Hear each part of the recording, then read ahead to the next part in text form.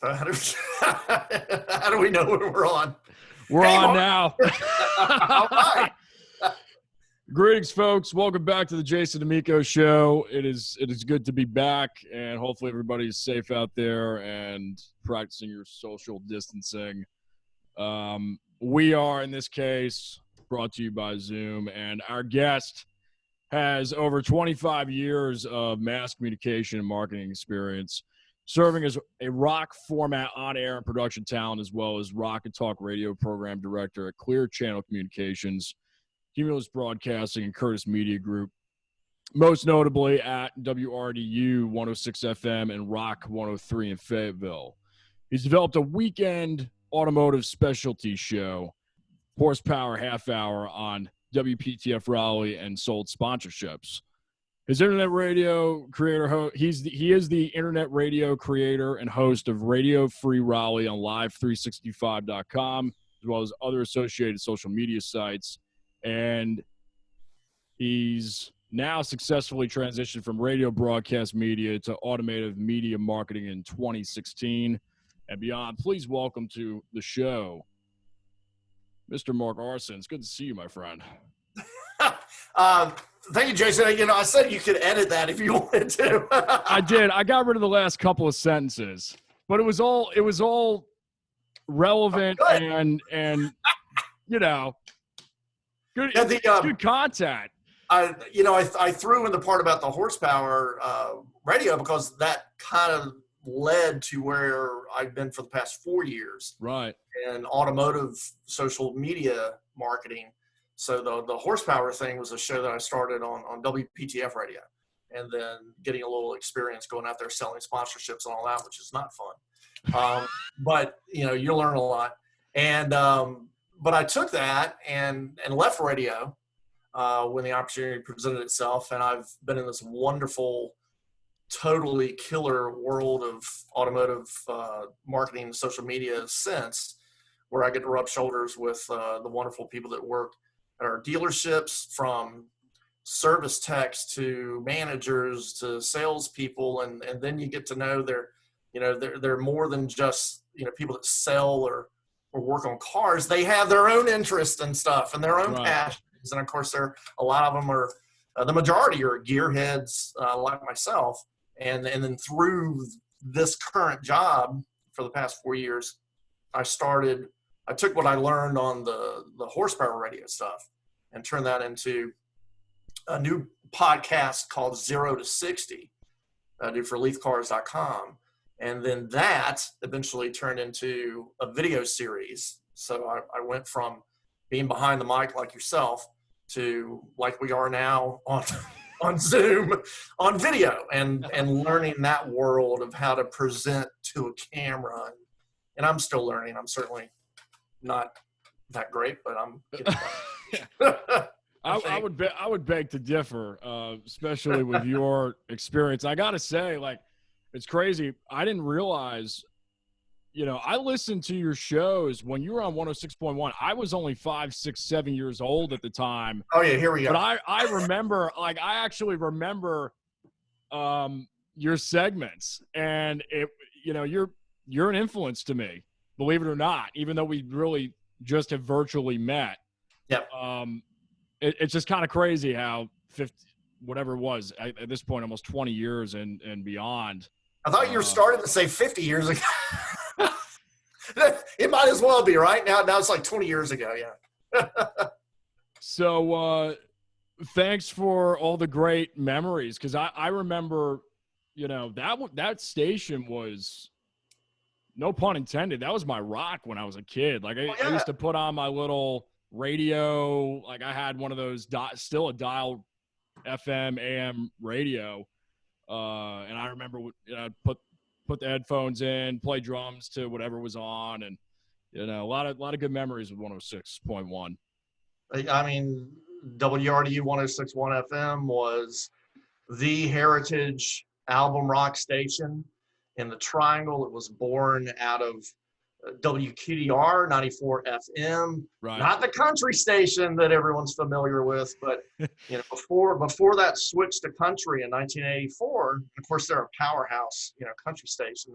It's like if you're going to put all the top country stations in the nation together, and QDR would be in the top 5, top 3, whatever. Right. Which is very impressive coming out of, this size market. But before they went country, from 1970 something, I want to 71, 72, not sure in there quite on that, but they were the album rock station in Raleigh with all these great DJs. And then 1984, whatever, I don't know the story exactly, but I believe the sales team or management they thought they could make more money selling the station as a country format. So then another company outside of Raleigh that did not own QDR, called Voyager Communications, bought the call letters to the station licensed in Wilson, North Carolina. And they moved the tower closer, and they jacked it up to 100,000 watts. I believe I'm telling the story right, because I certainly wasn't there. I was a listener. I was a young listener, then too. And in August of 1984, they threw the switch on this 100,000 watt FM rocker called WRDU 106.1 FM. And a lot of the QDR rock jocks that people have been listening to for years, Tom Guile, Bob Walton, Bob the Blade Robinson, Gail Rancer, I'm going to, leave somebody off here, don't mean to, Tom Gongaware. They, Brian McFadden, they moved over and were hired by WRDU. And then the famous story, the day that they signed on in August 1984, they were planning to sign on with Huey Lewis and the News. What is the rock and roll song for Huey Lewis? My mind goes blank. Harder rock and roll is still beaten. Right. Right. That the boom, boom, boom, boom. Right. And for weeks, as radio stations used to do, or maybe they still do, they do what's called a stunt, where you'll play a sound effect over and over again, or you'll play a crazy song, wacky song over and over again, and with a little announcement in between. Oh, the nuts are in the nut house. Wonder what's going to happen on August 2nd, whatever, right? And then on August 2nd, you throw the switch, your format is revealed, the name of the station on it. So their thing was to play this boom, boom, boom, boom, boom, boom, this heartbeat. The Heart of Rock and Roll. Yeah, I guess that's the name of the song. Huey Lewis on the News. Total pop. Not even rock and roll, right? But popular at the time. Another station across town with the call letters WZZU at 93.9 FM, and 93.9 is still around now. It's a B93.9, Clear Channel station, country. They also plan to sign on that same day. Same day. But they ended up going with the same song, The Heart of Rock and Roll. They stole the thunder from the folks at RDU. Okay, so RDU was going to sign on like in afternoon drive, because they had the TV stations and the newspaper people were in the studio, and it was like, I forget the time exactly, but I want to say between 5:30, 6 o'clock, something like that. Maybe it's 4 o'clock. All the DJs hanging out. Everybody's ready to put in that first song, The Heart of Rock and Roll from Huey Lewis and the News. And then someone calls and goes, hey man, ZZ, you just signed on with that song. So then everyone's like, oh my God, what do we do? So, what would you do? Right? You'd have what a build up, Yeah. I mean, they just stole your thunder. So what's going to be our first song? So all the jocks and the program director and of course, you can just imagine they're the suits, the t-shirt guys, like they're all throwing in suggestions. And somebody says, well, QDR signed off with the Rolling Stones, Bitch. It also signed on, yeah, which is perfect for you. It's like, this is our last song at the rock station, like a month earlier, or whenever it was. Signed off with Bitch from the Stones. They also signed on with Bitch from the Rolling Stones back in 1970. Again, right? That was their debut. That's when they signed on. Wow. So someone says, well, why don't we play Bitch, by the Stones? It's like, trying to keep it PC for the new Right. sponsor Right. businesses they're trying to get, right?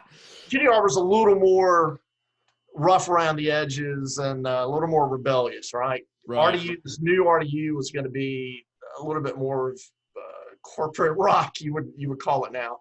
In fact, they signed on, they call themselves only the finest rock and roll, kind of like wine and cheese rock, I don't know. So then someone shouts out, "Start me up." And it was one of those daggum lucky in the moment things. If you think about it, here's your gonna be, total badass FM rock station. Signing on, first song, August 1984. What's it gonna be? Well, we're starting up. Yeah. And we're a rock and roll state. So they fired that mother up, "Start me up." No one else knew the other story until years later when people, talking about it, or now we remember. Wow. But that's how that great radio station signed on. It was on the air for 22 years, although realistically in the last 6, 7, 8, and some people would say longer, it had become itself a pretty lame, stale, staid classic rock station. And Clear Channel, the owners at the time, which are currently iHeartMedia, those same people that bring you a lot of things, they blew up. They blew up that 22 plus year heritage album rock station to turn it into country and turn it into what they called the Rooster. So the stunt, remember how I mentioned you stunt when you're doing something stupid on the radio and you're about to fire up a new format? Well, their stunt was, whatever the day was in 2006. I want to say it was sometime around October or November. 106.1 WRDU stopped being a rock and roll station, and they started playing over and over again Alice in Chains, the Rooster. Right? Here comes the Rooster. So you're thinking, oh man, this is gonna be like an alternative station. Yeah, underground like grunge type thing. Yeah. Rock, right? So they do that for like a week. Here comes the Rooster, and then go into the song, play the whole song, like a freaking week. They sign on, and what is it? Cockle-doodle-doo. It's a freaking country station. What? Yeah, exactly. Hey, Raleigh, we don't care about you. Screw you. I mean, they had already fired all the DJs. I mean, nobody worked there except the one guy that was the legend in the market and friend of many, as well as myself, Bob the Blade. He was the afternoon drive rock DJ. He goes all the way back to the QDR FM rock that I mentioned previously. In fact, he wrote a book about his radio years a few years ago called "There's Nothing Louder Than Dead Air." I recommend it to you and anyone else that hasn't picked up a copy. It talks all about what I'm telling you now. Yeah. Plus the time that he went out to, was it Santa Monica? That's across the bay from San Francisco, right? Mm-hmm. He was on an FM rocker out there for 1 year with all sorts of craziness. And the morning show guy at that station in Santa Monica, years later, was my operations manager at Rock 103 in Fayetteville. So it all comes around. But anyway. Wow. Anyway. So Bob the Blade, they retained him during this, off period of playing "Here Comes the Rooster." We're going to come out as this, country state. And they kept the call letters. You don't keep the call letters when you blow up a great station like that. You wipe everything clean, right? You call yourself, W Rooster or something, right? Right. RST, WRST, but no, they kept it. WRDU, 106.1, the Rooster. WTF. Yes, yeah, exactly. So, but what they did, because they wanted some carryover, they were hoping to be able to retain, I don't know what the hell they were thinking, corporate suits. This shows you what corporate suits. Right. And, corporate radio. The theoretical. Yeah, the owners and the research. It shows you what what kind of thinking they have. They thought that if they kept Bob the Blade on this new Rooster country, that they would retain some listenership. That people would still tune in an afternoon drive to hear their man Blade play Tammy Wynette or Johnny Cash or whatever. And I love Johnny Cash. Me too.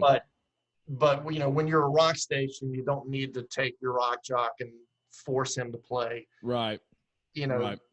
put a gun to your head, country music, right? Right. So they kept him on. He went away for a couple of weeks to get his head into it and to research the music. He comes back on the air after the station has been in that ramp-up process, and the guy was brilliant, and he added to his legendary status by doing what he did.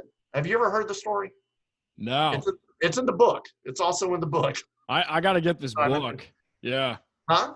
I got to get this book. Yeah. It's There's Nothing Louder Than Dead Air. It's still for sale somewhere out there, or at least I'm gonna write that down. There's Nothing Louder Than Dead Air, and it's a picture of Bob the Blade, and he's got his head in his hands at the board, right, in the radio station. He did just the classic screw you on the job to the corporate knobs that ruined our cities, our states, Central North Carolina, FM rock station. He goes in there on like day 3, maybe day 2, I don't know, after trying to do a shift. And he goes home one night and he goes, I can't do this. This is ridiculous. It's not me. He was sick at heart. He has a plan. So he goes back in. He's a big fan of The Who, for one thing. Oh, boy. Part of it had to do with that. Are you familiar with the song Jason called The Song Is Over by The Who? Is that off of I don't know what album it's on, because I love The Who, but I'm not like. Yeah, I don't. I'm the exact same way. I know enough to have a conversation about them, but no, I don't know if I know that. Well, it's a brilliant song. It's like a ballad, but it's like a bombastic ballad once it gets into it. I want to say it's off of Quadrophenia, but probably, I don't know. And whoever's watching that's a Who fan, if it's not, somebody's going to be. Yes. Yeah, it's going to be in the comment section. We're a disclaimer. Love The Who, but I don't know the album exactly. You ask me an AC/DC album, I'll tell you what freaking album a song is. Right. It was just they're not like that for me, but I do love them. So anyway, he is a huge Who fan, and this song, when you listen to the lyrics, it's got that synthesizer in it. So it's whatever it is. It's probably 1978 album when they started working the synthesizer in there. Right. Who Are You? That album. I think that is Quad. Yeah, maybe. Keith Moon, obviously still with him. Yeah. So that's the song. The lyrics fit the moment. It's got some piano in there too, I want to say. Pete Townsend sings. I think he is the lead vocalist on the song. Okay. So Blade goes in, and it's like this time of the day. It's like 5:30, 6 o'clock, whatever. Afternoon drive. And he comes out of a Tammy Wynette song. I'm pretty sure that's what it was, as the story goes. And he makes an announcement, something to the effect of, guys, I just can't do this. This radio station and everyone that worked here over the past 22 years, we never got a proper sign-off 2 weeks ago when they started stunting. And then we came out as this country station called The Rooster. And I'm sorry for that. And so I'm going to give, this girl, this station that we love, and everyone who worked here alongside, he's talking about himself and the staff and me and everybody else over the years, a proper sign-off. And he had a song by The Who called The Song Is Over, which is aptly titled, but he had it placed on what's called a hotkey, which every DJ in the digital age, and this is still, we're talking about 14 years ago, you had these keys that you could play a sound effect off of. Right. Or a caller you recorded, or, a buzzer for a content, whatever. Well, he put the song file into this, hotkey pad on his computer, which kept it separate from the corporate playlist. which is tied in with the program director, who can access it from home. See, at 6 o'clock at night, Blade's the only one in the building, because nobody works in radio anymore. Everybody's been fired. So everything is everything is controlled. Yeah, it's controlled. So if the station went off the air or something wasn't playing right, even if the PD wasn't listening, he could get a notification, or the manager could call and say, "Hey, man, fix your station." And he dials in and, "Oh, okay." Right? So Blade wanted to make it so that they couldn't dial in and take the off. So he put it on his own separate hotkey, pushes the fader up on the board, says his last word, freaking walks out, and the Who is playing on a country station. Yeah, right? You couldn't lock the door to the studio the way it was made. So, I mean, eventually they got in there like 2-3 minutes into the song. But it's a long song. It's like a 6-minute song. Right. So eventually they did cut it off. But a good, 3 minutes played. But he gave us, and he gave himself, and he gave that station, the going away sign off that it deserved, that the corporate jerks, didn't give it. And you can tell I'm still very passionate about that. Yeah. And that's one of the reasons. That's one of the reasons why we started this thing. Long story. To get to Radio Free Raleigh, which is a side gig. It's a volunteer thing. It's not my main gig, but it's what I do for the love of radio, and to bring back a lot of those friends and great talent, whether I work with them or not, on some of the great FM rock stations like RDU and like QDR Rock from over the years, and put them all on this virtual, and it is really a virtual rock station on the internet. I should have brought our sign that's got the logo, but our logo has this busted up, old looking, tattered radio tower in the background, like up on the hill, right? Like the old classic AM radio station by the side of the road, like on the cover of Journey's album. What the heck is that album? Anyway, it's the one with Raised on Radio. Raised on Radio. I was gonna say right? Spirit of Radio, but I'm like, nah, I'm gonna be a dumbass because that's Rush. So yeah, it's reminiscent of that, but it's supposed to represent, we don't need that radio tower, right, to reach people. We are, our handle is your radio alternative. So it doesn't just fit the style of music we play. We're an alternative to traditional commercial corporate sucking the life out of radio. And we've got numerous great FM rock jocks, either with us now or that have been with us in the past, or done a one-off show to say hi. And every once in a while we do what I call a radio station takeover. Real quick, I'll get into 96 Rock. Did you ever listen to those guys? Oh yeah. Okay, so you were probably 12 when right. 96 Rock came around. They were a little bit more like, I don't know if I want to say industrial, but they were more modern. Like you would hear Green Day on there, and yeah. When 96 Rock started, and I want to say sometime in early 1998, and I was still at RDU. I was at RDU from 96 to the end of 2001. And as radio, Raleigh is such a weird radio market. We're not revolutionaries here, but so we're very conservative. You go to DC, you go to Atlanta, you go to Richmond, and you'll hear all sorts of new music and On the Edge and bands that will eventually, for the most part, make the mainstream. Right? It's like, oh no, you just can't do that in Raleigh. You got to walk this fine line. Right. And so, you do the best you can, what you got. Unless it's jazz. Huh? Unless it's jazz. I don't know. Is there a good jazz? Well, there's WCPE. I guess they play jazz, right? I think it's my buddy Alan Thompson.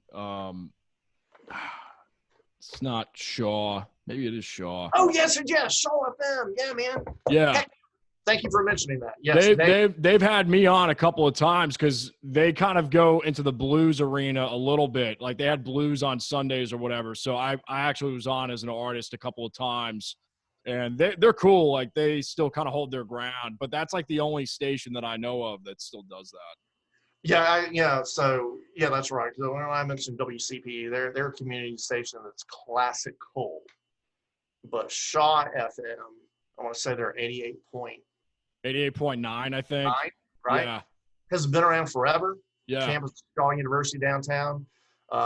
Great DJs. They're non-commercial, Right. like WKNC 88.1, which is where I started out when I was in college, and a lot of the people that went on to RDU and KDR Rock back in the day. But yeah, so that's a great gas station.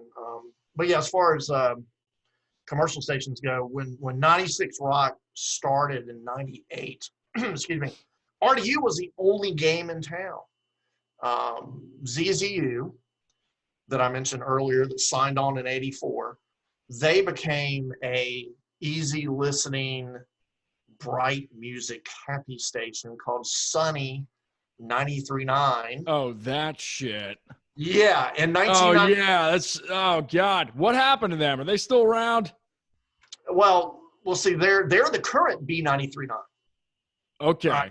Radio is so incestuous. So basically, there's so many, and I was in New York for like 5 years. Yeah. So when I came back, everything just changed, Yeah. Or if you're gone from Raleigh for like 4 or 5 years and you come back, all the radio stations have been, it's like resetting the table. Everybody's literally. Yeah. In 1996 when radio was deregulated, thank you, President Clinton, because that happened during the Congress of those years.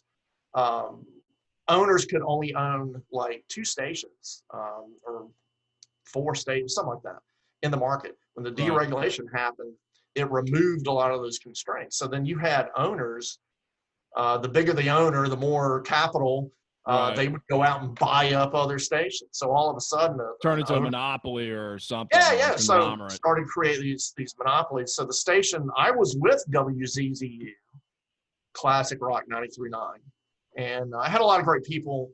But I mean, I will admit myself, I mean, we were no great, FM rock station. It was classic rock. It was the 90s, and we were playing stuff from the 70s and 80s. We played nothing from the 90s. We were a classic rock station. Right? And we competed with WRDU.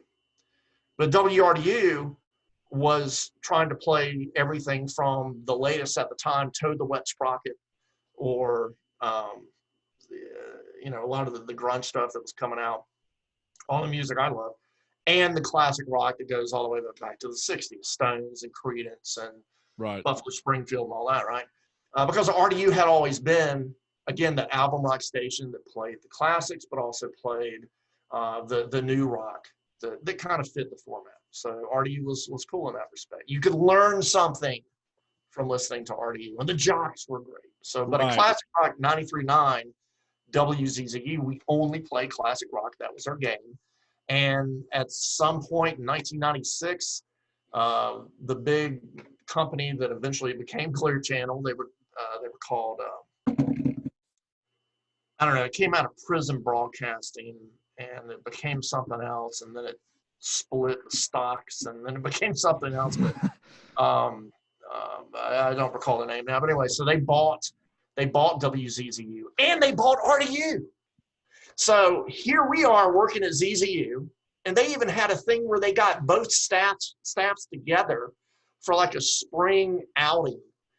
In fact, we went to the Raleighwood Theater when it was still in business up at Falls Village, and used it as a conference meeting room. And that's the first time I met Bob the Blade. So here I am with our ZZU people, and we walk into the theater with all the RDU people, our competitors. And then our managers are saying, hey guys, we're all owned by the same company now. And of course they don't say this to us, but we're not stupid people. We all look at each other and go, well, one of us is not going to be here for a month or two. They're not going to keep 2 rock stations. Right. So ZZU got the cut, and and they turned it into Sunny. Sunny. Our last song was Freebird, and classic rock. And the first song that they signed off with, not that it matters, was that's a great song. It's like from the early '70s. I can see clearly now the rain is. Right. What's that song? Is that, you know, yeah. I can see clear. Why do I want to say that's KC? No. It's not. It's going to be a bright, sunshiny day. Sunshine 39, and of course the logo. And I designed the last logo for the station. We had changed our name from 93.9 WZZU, and nobody really. I mean, it's like, well, what are you? And of course, it said the classic rock station, and we changed it in '96 or the end of '95 to Classic Rock 93.9. And I came up with this cool logo that had a guitar head and neck in it for the part of the 9 and 93.9 or something. And we had re-lettered and graphics on the vans and everything. And then the word comes along a few months later. Yeah, we're gonna can you guys, and you're gonna be Sunny. And then so they come out with their new logo, Sunny 93.9, with of course a big sun. The sun. And with that song, but thank the radio gods, they retained me. Not full-time. I lost my full-time gig. I was the night jock. But they retained me as a part-timer. So I got in there on weekends on RDU, which kind of like you saying that you listen to me. You know, that's the station I had listened to since high school. And I'm like, oh my God, I'm finally working at the station that I idolize. And I listen to all the great jocks, Brian McFadden, Kitty Kennan, Tom Godwin, Bob Walton, Bob the Blade. Oh my God. But it's a weird thing because half of us from ZZU, they brought us over to RDU. To make room for us, they had to let go half of the RDU staff. You know, it's one of those crappy realities of radio. So, and the contractual negotiations, the general manager, our general manager, we were in Durham out at Park 40. In the Research Triangle Park is where our studios were. We were out there with G105. Yeah. G105 is a Durham licensed station, WDCG. So it was DCG and ZZU. We're out there in Durham, and our general manager was tapped. Remember the word I used earlier in All Access? He was tapped to be the new market manager for WRDU. WTRG, which was 100.7, the oldie station, been around forever. Yeah. G105, and the new Sunny 93.9. No, actually, they changed the call letters. WRSN for Raleigh Sunny or something. So our GM that had been in Durham came over with us to Raleigh, thankfully. The GM that had been at WRDU, great legend in his own right. His name is Phil Zachary. He's up in Boston now. He was transferred to an FM rock station group in DC. So because you couldn't have two general managers once the company bought all these, two groups. So he goes to DC. Ours comes over from Durham. I came over from Durham. But I walk in the day all this went down. Of course, it was like a Friday. So, it's like, wow. I go in there, and the great Kitty Kennan, she got let go. She's gone. Brian McFadden, he got let go. Kevin Silva, who goes way back to Reynolds and Silva morning show on WRDU, probably when you were like 4 or 5 years old. That was like the morning show. They were just the greatest in this market on RDU. But years later, it became Kevin and the Blade. Right. And in between there was Frank King, a comedian, and Kevin Silva. So it was like Silva and I don't know, whatever. That didn't last very long. Frank is, comedians can get you in trouble, and he got the station in trouble for the sponsor. Right. So they got rid of him, and then moved Blade from doing nights, because Blade's claim to fame up until that time was doing the RDU night flight. And that's what I love listening to before I started working with him, even while I was in radio in other areas in the state, I was still listening to him when I could. But he did the show at night, 7 to midnight. It was a classic nighttime, cool rock FM DJ, and he created this environment that was supposed to be like a plane taking off. And he was the pilot of this crazy rock and roll plane, and he had these hot stewardesses back there, and you would hear the stewardess come up and ask him, he or the passengers if they needed anything. And Blade would be like the captain, and you have this, captain's voice on. And gosh, I wish I could remember one of the liners, but it was something like, no room in the rear, or so. I don't know. It's just all these sexual double entendres and all this stuff that you could get away with, but it's funny as heck, right? Right. But it was called the RDU Night Flight. And it's what I patterned myself after when I went to my first radio gig on the Outer Banks. It's like, I want to be like Blade. But anyway, 4 years later, 1996, I'm walking in. Kitty's gone. Brian's gone. Tom Dial, who was the PD and I think music director for a long time at RDU, they kept him on for a good while during the transition. My program director from ZZU in Durham was tapped to be the new program director at RDU. So I was just fortunate I was on the right side of that merger. Yeah. That I was able to come in. But of course that creates animosity and all sorts of, well, those guys aren't like the original RDU guys. We had that for a while.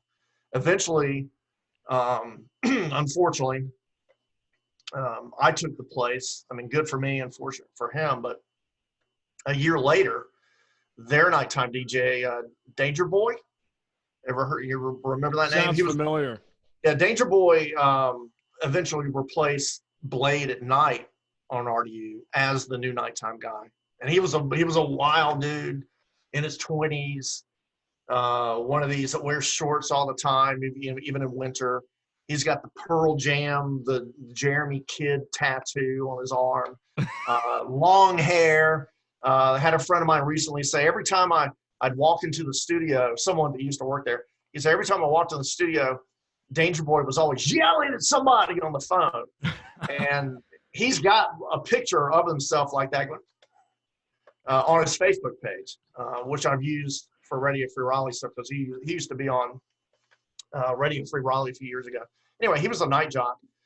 But after I was there for a year, our program director let him go and then put me in.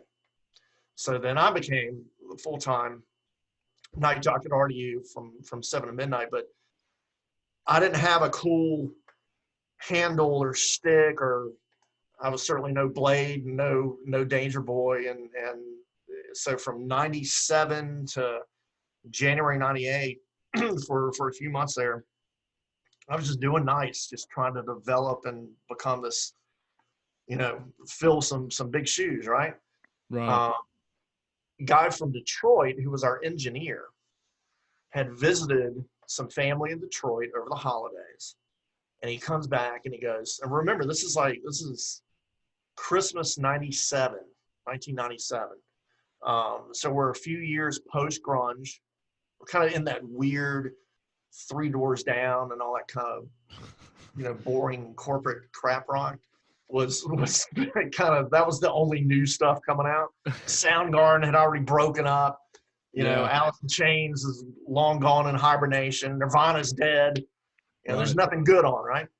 So he comes back and he says, just visiting folks up there, and whatever the big rock station in Detroit is, I want to say it's Wheels, WLZ, I don't know, something, had a show on with Dee Snider of Twisted Sister hosting, and it's called Hair Nation. Right. It turns out Hair Nation, I don't know if it was in 97, but it eventually became a syndicated show. It's all over the country. Where he played hair metal bands, hair metal. Stuff that in 1988, 89, 90, we didn't call hair metal. It was just heavy metal or pop metal or, right. where, your Lawrence and Motley Crue, Dawkins and all that stuff. But it was popular pop metal at the time, and chicks dug it, which is always the thing that I like the most about that kind of metal compared to Metallica and Megadeth, because if you go to those shows, it's like a meat fest. Right. There's no chicks, right? You want to go to shows that at least you could rock out to, but you might meet a rocking chick, and that was. It was strange though, because when I saw Metallica last year at what is it? I was gonna say RBC. It's PNC. Yeah, no, there were girls there, which is cool. But I wasn't. But earlier on, for sure, it was not a sausage fest. Not back in the day. Right. Not back in the day. It's all and all that. And no, I mean, I like those bands a lot, and I like a lot of that music. But at KNC, and again, I know I'm skipping all over, years and timelines here, but this leads into the big hair show stuff. KNC, when I was there in college at NC State, it was 89 to 92. So I was there in this glorious era when big hair was at its freaking penultimate, place in rock history, and it was all over the radio, and even we played it on the college station, because that was not your typical college station, KNC. It was a metal station. Our main gig, it was Rock 88. You tune into it now, and the kids are doing, what they're doing. But back then, man, we're full on rockers, and it was a training ground for those who wanted it to be, to go on into FM commercial radio like I did. But we subscribed to all the metal music list and the industry folks, and the bands were coming through and playing places like the Switch, which is on Paula Street in Raleigh, Wake Forest Road. That's where all the metal bands went to play. And the metal bands that were more on the edge, like Suicidal Tendencies or ST, Jane's Addiction, right, Living Color, they would play the punk hardcore club called the Brewery on Hillsborough Street, right? Right. So KNC played all that stuff. So all the labels knew to send us all of their great rock. And then here I was, 1989, 90, 91, 92, freaking Temple of the Dog broke, and we played that on KNC as a new song and artist and Hunger Strike in, I want to say, December 1990. Nobody else in the country knew what the heck it was. What in the world? Hold up. Temple of the Dog, and who was Chris Cornell? Who's Eddie Vedder? And what do you mean, Mother Love Bone? Yeah, that album came out in the fall or end of 1990. Got no traction. But a station like KNC 88.1 FM and NC State, all of us being heavy metal people, we played it, we broke it. Record label, lets it rest. And then, a few months later, it's 1991, spring, and you start hearing this thing called, this jangly, screechy voice and guitar, da-da-da, da-da-da-da-da-da, freaking Nirvana! Nirvana hits, with Kurt Cobain and Smells Like Teen Spirit. Yeah. We played that for the first time on KNC. Wow. Spring 1991. Thing explodes. Now all of a sudden, everybody wants these bands from this weird town of the Pacific Northwest, Seattle. And then the record label that had put out Temple of the Dog, which of course was the tribute to Andrew Wood of Mother Love Bone, and he was the first to die of a heroin overdose, the first of many. Yeah. Didn't even make it into the 90s. They re-released that album. So after Nirvana broke with Smells Like Teen Spirit, and stations like KNC and we broke it on FM, the record label re-released Temple of the Dog's tribute album in the spring of 1991 to the top. I don't know if it made it to number one, but probably did, with Hunger Strike.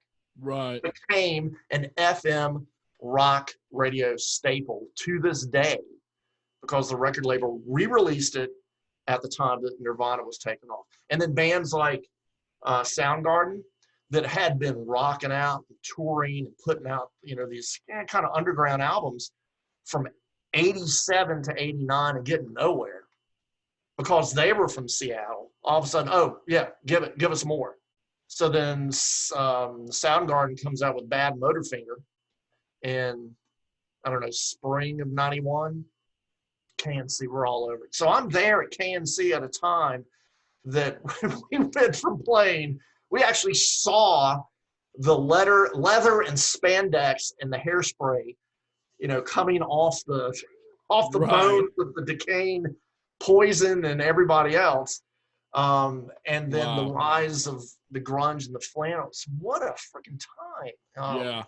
So I took all of that with me through my radio travels, eventually ended up at RDU, which gets me back on track to this story, and the engineer from Detroit. And he says, to our program director and my boss, the PD, he calls me and says, hey, Arsen, what do you think on like Friday night, kind of party night and everything, we put on a show where we play all these hair metal bands from the 80s. I'm like, dude, are you serious?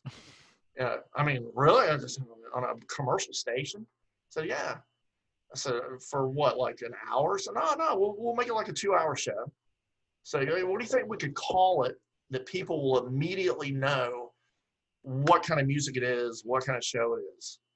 And I don't know who came up with the name. I don't know, but came up with the name The Big Hair Show.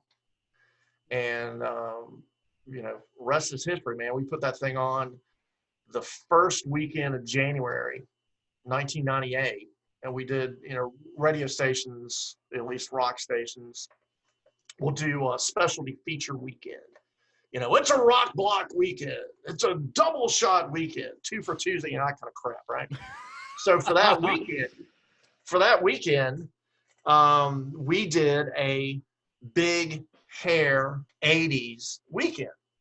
So every hour, we would feature a Motley Crue, a Poison, a Warrant, a Slaughter, whatever that you would never hear at that time anymore on RDE because people had, been down on the music for a long time. But at that point, it had been like, 5-6 years since the grunge stuff had its peak and then faded. It was just about time for the hair bands who had been in the wasteland of painting houses and doing regular work and no gigs, no albums, fans had turned on them. It was about time for people to start reminiscing that stuff, right? So after that weekend, then we come back. And of course, this was the plan the whole way, but we made it sound like it was spontaneous. After that enormous response that we had from our Big Hair Show 80s weekend on WRDU, well, guess what? This Friday night at, 10 o'clock? No, 11 o'clock. This Friday night at 11 o'clock, Mark Arsen's going to fire up a brand new show called The Big Hair Show. And we made it for requests and everything else.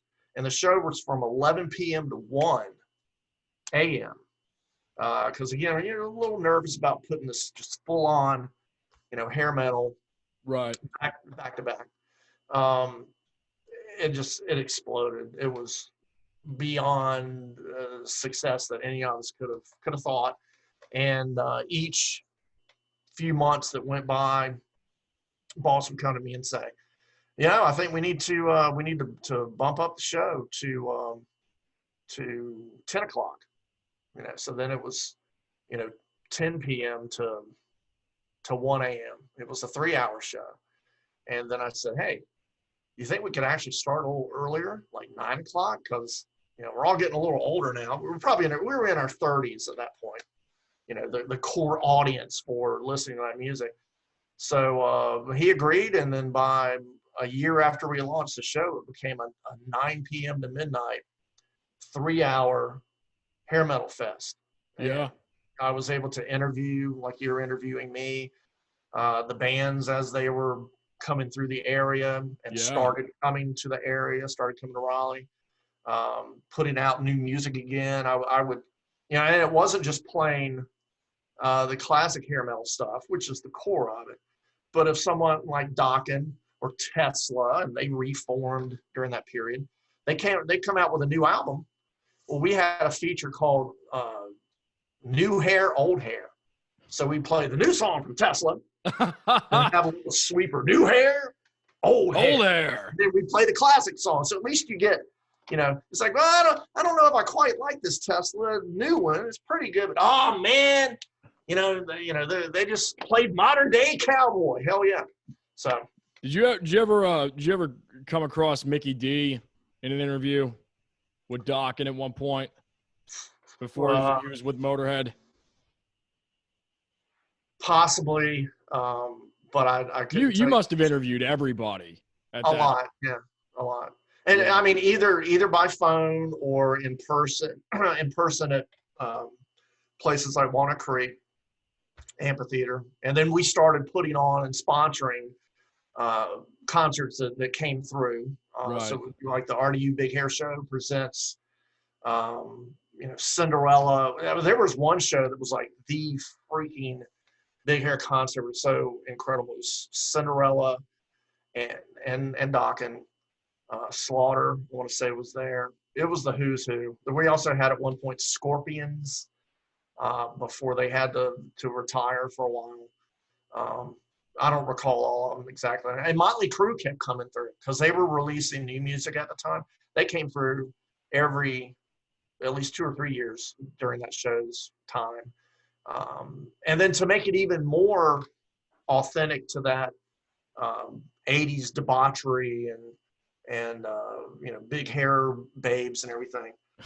But I go to the boss one day and I said, hey, when I go out on stage, I need to have some hot looking chicks with me. I need to have like 80s looking chicks. So he's like, that sounds good. Well, what do we call them? It's a big hair babe, just like the ones you see in like Tawny Katane doing the somersault on David Coverdale's Jaguar hood, right? The video. That's the kind of girls I want. So then we start, social media. What did we have? There was no social media back then. MySpace, maybe? I don't know.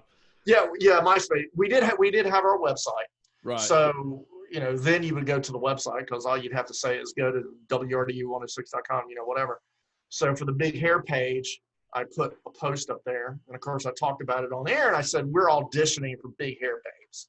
If you want to join the Big Hair Show, and come with me, Mark Arsen, to the concerts and go backstage and meet the bands and who the heck knows what else, then, send your photo. And so I'm like auditioning girls like it's Hustler magazine or something, right? Not that far, but, you needed a certain look. Yeah. It's very smart. But it's weird too, because I'm not someone that, wants to look at someone's photo and go, oh, well, it's this. Or, wow, that's great. Right. But you do have to make those cutoffs. Yeah.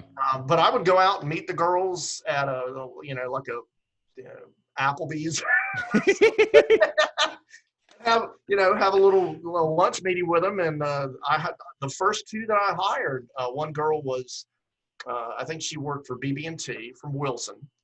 And in fact, we're still friends today. She did eventually move out to the Sunset Strip and worked in a hair salon out there. And in fact, now I want to say they're married. She's married to a real full-on heavy metal guitarist musician in freaking Norway. Wow. So she was hardcore, man. You started the trend. But she brought a friend with her, and the friend was a stripper at the Dollhouse, which is now called the Gentleman's Club or something. Right. On the Beltline. So, I got, the hot looking chick from Wilson for that Southern Big Hair Babe deal. And I got a stripper girl with, the blonde hair, and she's got the work that she's done, for the Dollhouse. Actually, I had 2 strippers from the Dollhouse. and I had another girl that was a hairstylist. They came and they went over the years, but eventually we had 2, 3, 4, 5, big hair babes, and we'd make 8x10s for them to autograph when we went to shows, and people would come up and get their autograph, get my autograph, and the drummer from Poison walks out, and I interview them, and the big hair babes are there. And, The big hair babes. yeah. See, that's fun to talk about. Anyway, so that finally became my claim to fame. Right. What I was saying before is that I didn't have like a handle or something like Blade and the Night Flight or Danger Boy and his, full-on craziness, rock and roll, until the big hair show I did. Someone came along, and there you go. Thankful for that. Yeah. Well, I mean, it was such a great time for music. I mean, I obviously wasn't here for that, but yeah. No, I even like some of the older, like Pantera, believe it or not, before they turned into Pantera. Like right when Phil Anselmo came in, I mean, Cowboys from Hell is still just like, it's just an incredible record. We debuted that on KNC when it came out. Yeah. Love it to this day. But I mean, like power metal, they were a legit hair metal band before. Yeah. When they started. Yeah. And well, go ahead. It shows you their range.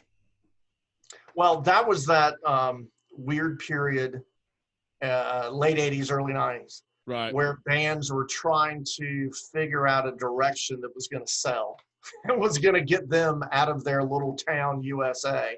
So like Alice in Chains, they had the look of a hair band, right? If you look at some old Alice in Chains early stuff, they had the eyeliner, and they still kind of looked a little grungy, but Lane and the guys, I mean, their hair was,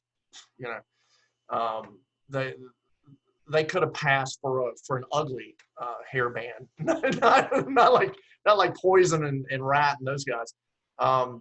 But as soon as whatever clicked, then it's like, okay, guys, let's just be ourselves. Let's just wear the thermals and the plaid and go down to the the Salvation Army or whatever and get the hand-me-down clothes, and that became the stick for them. And maybe it was legitimate. I don't know. I guess for some it was. And then Pantera is like that too. Pantera, right. And they caught some crap for that because I think their photos must have gotten out to the public pre-social media, a little more so than Alice in Chains, because I remember when Pantera came along and it's all that walk, respect, then some smart aleck would get on there and go, well, they started out, they were a hair band, trying to intelligence. Nobody cares, dude. It's what they are now. I mean, it's legit. They live it. I mean, look at the dude. He shaved his head, right? I mean, but yeah, they started out as a like I said, for Alice in Chains, an ugly hair band. They were never going to make it as the Pretty Boy Floyds and that type. You were talking about Temple of the Dogs. So they actually had a full record then? Oh yeah. Okay. So that was before Pearl Jam? Hell yeah, it was. Dude, wow. If you think about it, and this is why, like, as an FM rock DJ, we're like any DJ. You're gonna play the same song 10,000 times during your career, right? Right. So, for the listener who doesn't get enough of Refugee from Tom Petty, there's someone like me that's played it 10,000 times, even though I love Tom Petty, right? Having said that, we still, though, enjoy telling stories that we figure, and at least before social media or Google, when you could look stuff up, that we know that you might not know. And we enjoy sharing that story. Yeah. So even those last few years of 96 Rock, which was the last actual rock FM gig that I had before they blew up that station. Every one of these They blow it up and everybody gets fired. But anyway, I would still tell that story when I would play Hunger Strike. Right. You know, or maybe Say Hello to Heaven, which is another track off that album that Chris Cornell sings on. And Chris Cornell sings on the majority of those songs. But I would always tell that story because I knew, and it was proven because someone would call in, I didn't know that. That is so cool. It's like, yeah, man. Yeah. Part of our job was to be there and kind of educate you guys in a cool way because we live the music. We love it. We're all fans, even though we've played it 10,000 times. Right. But with Temple of the Dog, you know, Andrew Wood was in Mother Love Bone. I'm not a huge historian on Mother Love Bone or the guys of the band, and I'll probably pronounce the names wrong because I am the worst at that. Even on the air, and I got plenty wrong. Jeff Ament, right? Pearl Jam. Mike McCready. Was he the bass player, Jeff? Yeah. Okay. I think yeah. I think so. Guy with a floppy hat. Bigger guy. Yeah. Ish. With the little French. Yes. Whatever you call it, right? That's yeah. Jeff and Mike McCready were in Mother Love Bone, and a couple of other guys. And then the singer, Andrew Wood. And Andrew Wood had a real, I guess, falsetto. I don't know if I'm using the right term there, but a higher pitch voice. He could have been in one of the 80s power pop metal bands. He had the looks, the long blonde hair, but he was a huge heroin addict. The songs that they recorded, and I've got one of their vinyl albums around here somewhere. They're very long, kind of dirges, but they're also kind of fluid. And he's got this high, flowing voice over the top of it, right? Not what you think of when you think of what became known as grunge rock just a year or two later. But this dude and that band were becoming like the biggest thing in Seattle in 1990 or, you know, whatever, early 90s. And the guy ODs on heroin. Like I said earlier, the beginning of all those heroin deaths of people that never made it through the 90s. And hell, he didn't even make it into the 90s, which is even more sad. So he was loved by so many people in the music community in Seattle at the time that guys from various bands got together and so, you know, we want to make a tribute to Andrew. And that's where that song, Say Hello to Heaven, you know, came from, because that's an ode to Andrew Wood of Mother Love Bone. So they enlisted guys from various bands. So they got Chris Cornell of Soundgarden, and Soundgarden had been around since like 87, 86 maybe. You know, I mean, hell, they might go back to 1985, just playing in a garage somewhere. So Chris Cornell, Cameron, the drummer, can't remember, Cameron something for Soundgarden, and then Jeff Ament, Mike McCready from Mother Love Bone. I forget how they met Eddie Vedder, but see, that was Eddie Vedder's debut to the world. Right. But Eddie Vedder was not from Seattle. He worked in California, right? San Diego in a gas station or something. Like I guess he was singing in bands. Somehow someone made a connection, and then he came up to Seattle, and I guess he started hanging with those guys. I don't know. So they said, let's put together this band, let's make an album. And it wasn't like a song or something. No, they made like a 9-10 song album, and a lot of good songs. And it kind of became the blueprint for a Pearl Jam. This all happened before Pearl Jam. Yeah, so I thought it was just like a single, you know, no. Hunger Strike. I had no idea. You got to go back and look for you got to go download that from Amazon. Yeah, I'm gonna definitely listen to that record. Yeah, so so they get together and work on this. They somehow someone is brilliant enough to decide that Hunger Strike is going to be the radio single.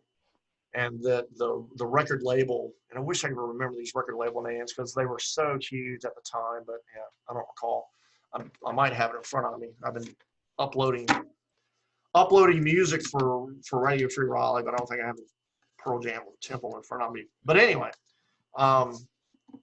they decided to make the video out of that single. And here's this dude, Eddie Vedder, and they go out in the Seattle Sound or wherever the hell they shot the video. You just see these weeds all around them, and you see the tanker ships out there, and the whatever the hell whatever the bay is in Seattle, right? You know, and here are these guys in leather jackets and shorts and combat boots. You know, they're Doc Martens and their floppy hats, and they're like jamming in the weeds outside. And then here's this freaking just tremendous voice from, you know, Valhalla come down. Chris Cornell with these long black hair, and you know, God, I wish I could sing, or I would belt out. Because I'm no singer. And then the camera, you know, pans, and there's this little dude that, you know, attracted the chicks. You know, I'll give him that. And then this wonderful, full, emotive voice. And the two of them, with Chris Cornell doing the highs, Eddie Vedder doing the lows, they trade off on these vocals like nothing we had heard before. Right. And the song that, even though we didn't understand the story, we knew there was some story behind it, and it was meant enough that these guys got together and sung the thing. But yeah, that's how that album came about. And then I guess after working together, Mike McCready and Jeff recruited, I guess, what was it? Jack Irons was the original drummer for Pearl Jam. Yeah, because he was with the Chili Peppers. Is that the same guy? Yeah, I don't know. You're probably right. He was with the Chili Peppers before Pearl Jam. Early Chili Peppers. That makes sense. Yeah. So they get him, and obviously they're working with Eddie. It worked out great on the album, dude. You know, you're our singer, right? Right. They bring in, who's the other guitarist for Pearl Jam? Yeah, I can't remember. Whoever watching is gonna hate me for forgetting that, but I can't remember everything. I can Google it. Yeah, no, that's cool. So then you have this 5-piece band called Pearl Jam, and so that album, I want to say, came out a year later. That came out like 10, right? 10 was their first album, and of course 10. You know what that is? The story behind that? No, I don't. They were Stone Gossard. Stone Gossard. Stone, yes. Yeah, I'm looking at it right now. And in fact, I might be mixing up. I don't know. I think I'm right about the Jeff event. Yeah, Jack Irons wasn't in until '94 with them. So who was the original drummer? Dave Cruson, 1990. Okay. All right. And Matt Chamberlain, 1991. For Pearl Jam? And Dave Abruzzi. I don't even know how to pronounce that. Anyway, whatever. Matt Cameron. Oh, Matt Cameron. Matt Cameron's the Soundgarden guy. Yeah. He's Soundgarden. Which eventually, years later, after Soundgarden split up in '96, Pearl Jam hired him. And he's been the Pearl Jam, drummer ever since. Right. But of course, Matt Cameron in the Soundgarden role is the guy with Temple of the Dog. They apparently had 5 or 6 drummers, because they all are listed right there on Google. Yeah, but whoever was there for 10 is what I'm talking about. Let me see. Dave. Yeah, he was Cruson. Yeah, seeing all the videos, with Pearl Jam when they formed. So I don't know where they got him from. And he stayed with them, I think, until drugs or something caused the band to fire him a few years later. But he was on 10. But anyway, the story behind 10 and why it's called 10, and it's their first album, debut album, is that the bands were huge fans of the Seattle Supersonics when they had an NBA team back then. And Mookie Blaylock was one of the star players for the Supersonics, the Sonics. His number was 10. So that's why they named the album 10. And why not?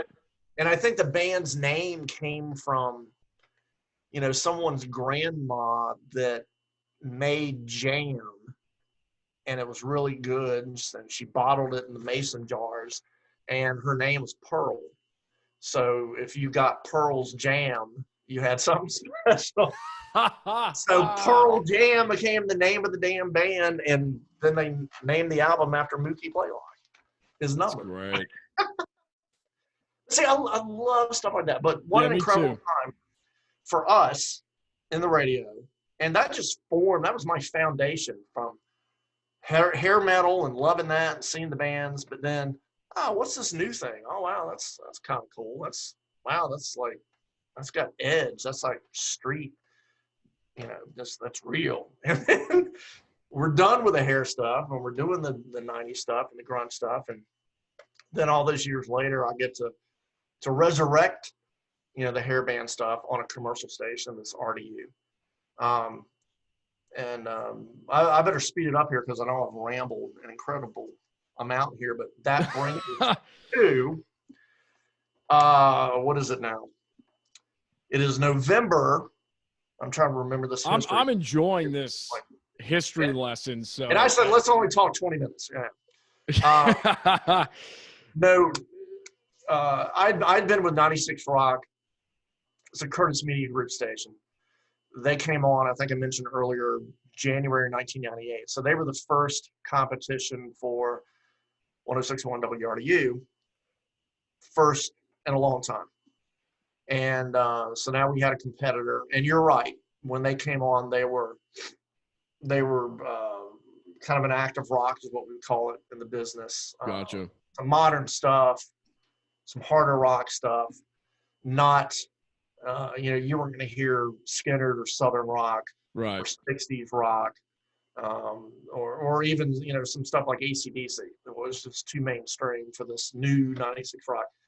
And since Danger Boy had been fired from RDU at the in the fall of 97, when I took over for him, he goes to Curtis Media, and he was there in the ground floor. He was one of the reasons, I guess, that they decided to start their own rock station in the same company, same building as KDR FM, the country, powerhouse. So Danger Boy signs on at 96 Rock, and eventually became part of the morning show there.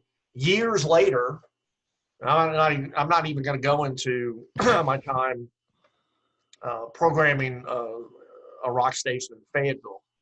When I left RDU at the end of 2001, I say left. Mark Arsen exited WRDU. That means you got fired. Corporate, job cuts. And that's what that was. I mean, they replaced me. They replaced me and several other jocks in the building. And this doesn't just happen like at your station in Raleigh. I mean, this happens in stations all over the country because the big Clear Channel, owns 500, 800 stations or something, right? Right.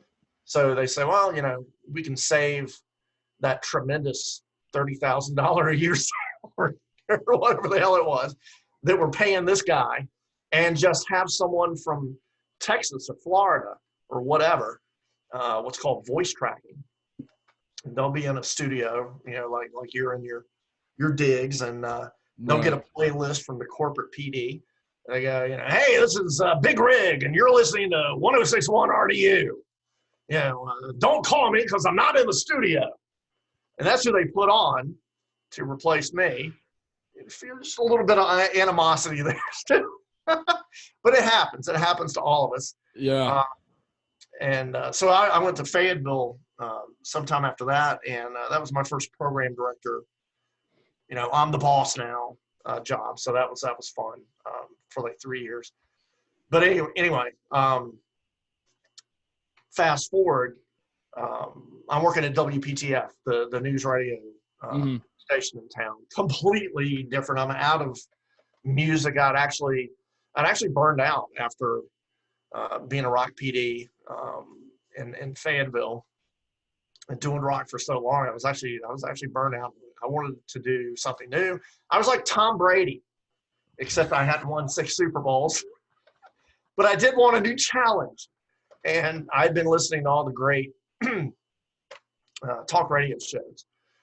Whether you agree with the politics or not, and I'm not going into any politics with you on your podcast, I enjoyed the craftsmanship of the words and the audio production and what we call imaging and just how the whole thing comes together. How do they pull that off? And they're talking the whole time. I would listen to these shows as I was driving home from my rock station in Fayetteville and wanting to eventually get out of the rock rat circle race, the rat race. I decided that I wanted to get into talk radio. I was also getting to the point in age that, you can't keep doing the same thing forever, and you need to create a new you sometimes. So I was fortunate to be able to come up here to WPTF when it still meant something. That's another. I've got all these other stories. I'm not gonna at the time, WPTF was like the news talk station in Raleigh. It was a station that if some crap had happened, punch up 680, whether it's a car wreck or a tornado or a flood or some apartment buildings on fire, and you would listen to PTF for the news. And then they had all the great talk show hosts, which again, I'm not going to go into because someone will say, right. I think you probably know what I'm talking about. Yeah. It was a huge station. It was 80 years old, 50,000 watt AM transmitter. And I came in ground floor just as talk show producer. I didn't want to be on the air and talk myself. I wanted to produce a guy's show like the ones that I was hearing out in New York or wherever, the syndicated guys. Yeah. And then maybe if we were lucky and if we were good enough and if the dadgum management supported us, which they never supported us enough. This would be kind of like this is one of those shows where you talk and you say it's kind of like the revealing show. Anyway, we've had a lot of guests come on and they refer to it as they'll just be like an hour and a half in, and I'm just sitting here and they're like, man, this is like therapy. I am getting to a point. I'm trying to here, but anyway, if we had gotten the support that I feel like we deserved, and had the audience at a time until a giant sucking sound took the life out of the station, we could have and should have been syndicated, at least here in the state, but we never were. But I produced the Bill LeMay show, which was completely opposite. What is that? 180 degrees. Yeah. Of what I was doing as a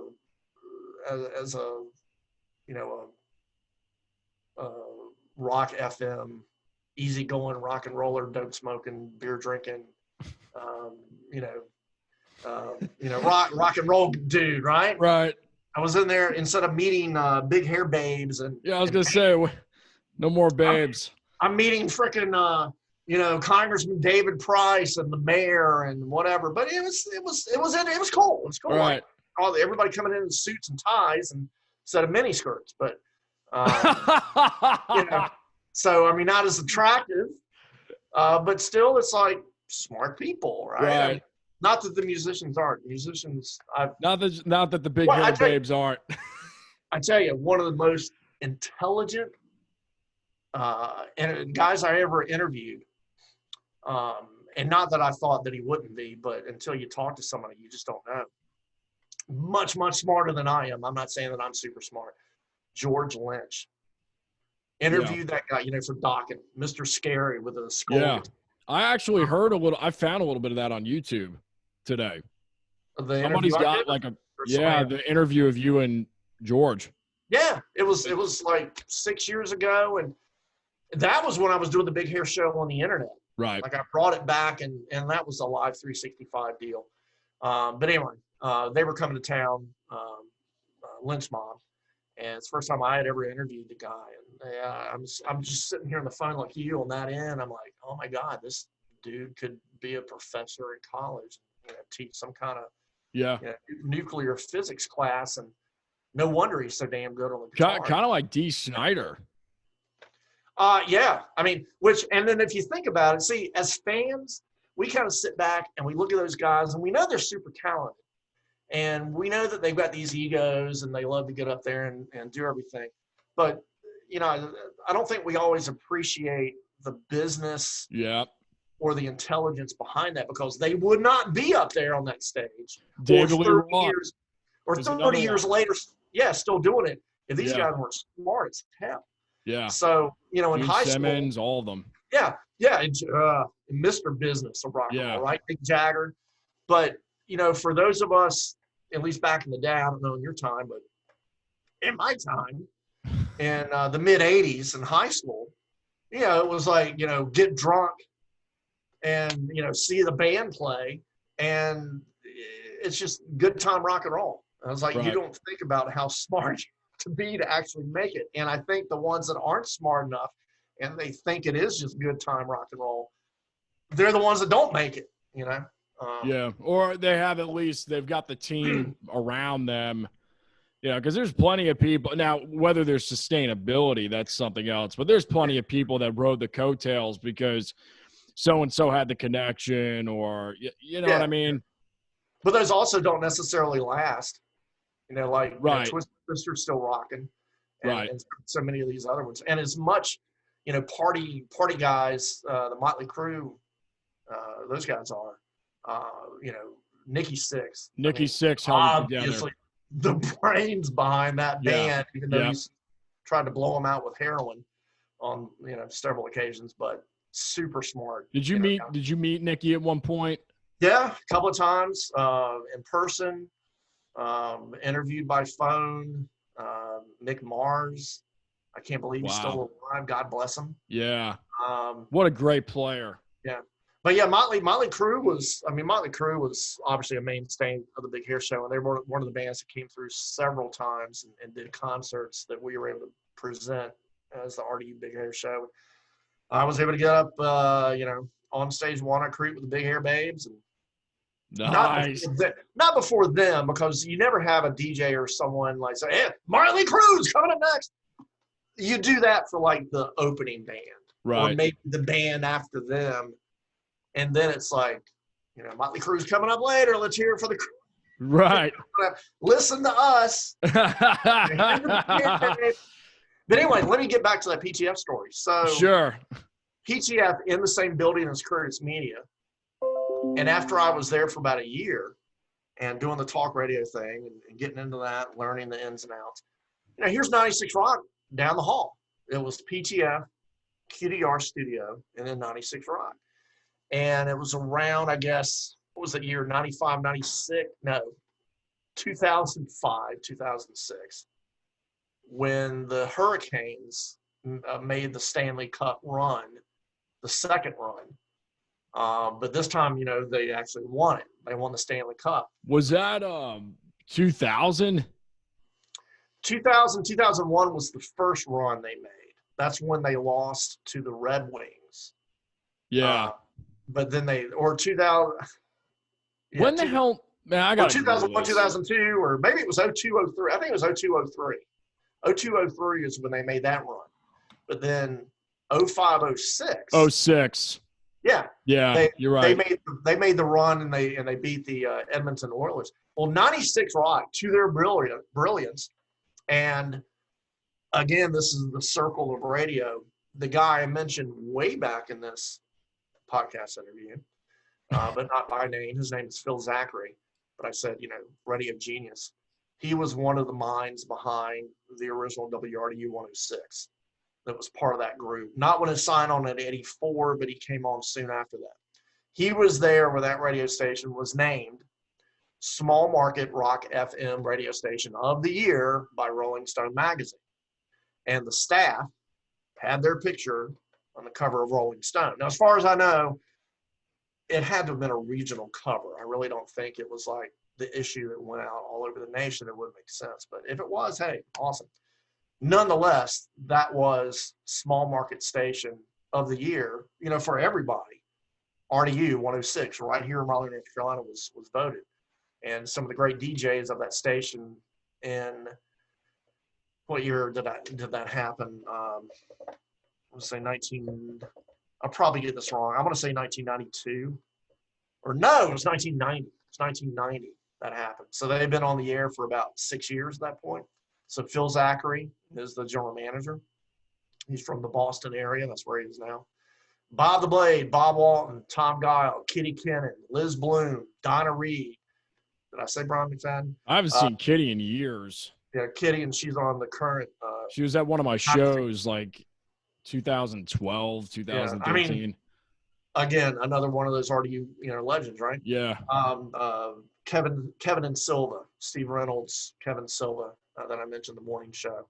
Tom Gongaweir, Gail Rance. I'm gonna forget some people, and I don't know all of them there. Paul Jackson, I think he was there. He was an overnight guy. So they're all in this, sitting back, cool with sunglasses and stuff. Magazine cover for Rolling Stone. So Phil Zachary, years later, here I am at Curtis Media. Phil Zachary's the GM of the building. The Phil Zachary when I get there from Fayetteville. And he was the guy, was transferred to Washington when we came over from ZZU. Remember that part of the Twisted Tale I told? Right.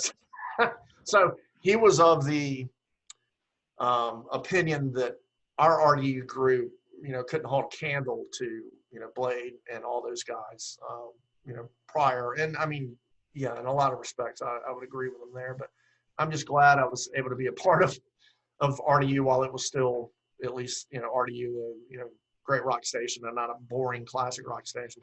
But anyway, so he's general manager at Curtis Media. I'm at PTF. 96 Rock is down the hall. 96 during that Hurricanes Stanley Cup run. Phil and the sales manager at the time say, hey, 96 is kind of, kicked along, but it's no great station. It was very active rock, new rock at the time, which means unfamiliar when it comes to music tests and stuff. And unfamiliar does not work in this conservative Raleigh, North Carolina, right? Raleigh, Durham, Chapel Hill area. It does in the aforementioned Richmond, Atlanta, Washington, everywhere else I mentioned, but not in Raleigh for whatever reason. So they said, why don't we, on a dime, and the story goes, they did this over the course of a weekend, like a Friday night, and they had it packaged and presented the next Monday.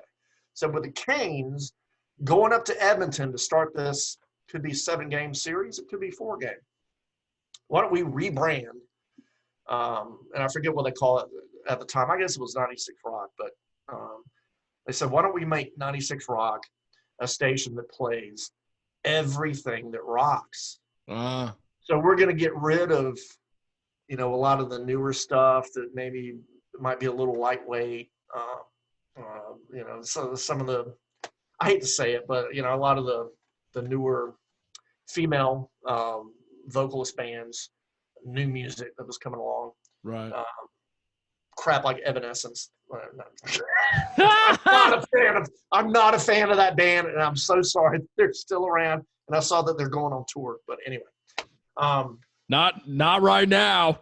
Well, not right now, but no, they got a new album coming out or something. God, when I had to add that song on Rock 103 in Fayetteville, I really hated doing that. And now it's like with my kids in middle school and our oldest just started high school. That song has become a meme. Did you know that? No. I can't get out, or whatever the guy's saying, like the rapper guy. That's right. Let me out. It's a meme. It's so Evanescence. Anyway, so they stopped playing crap like that.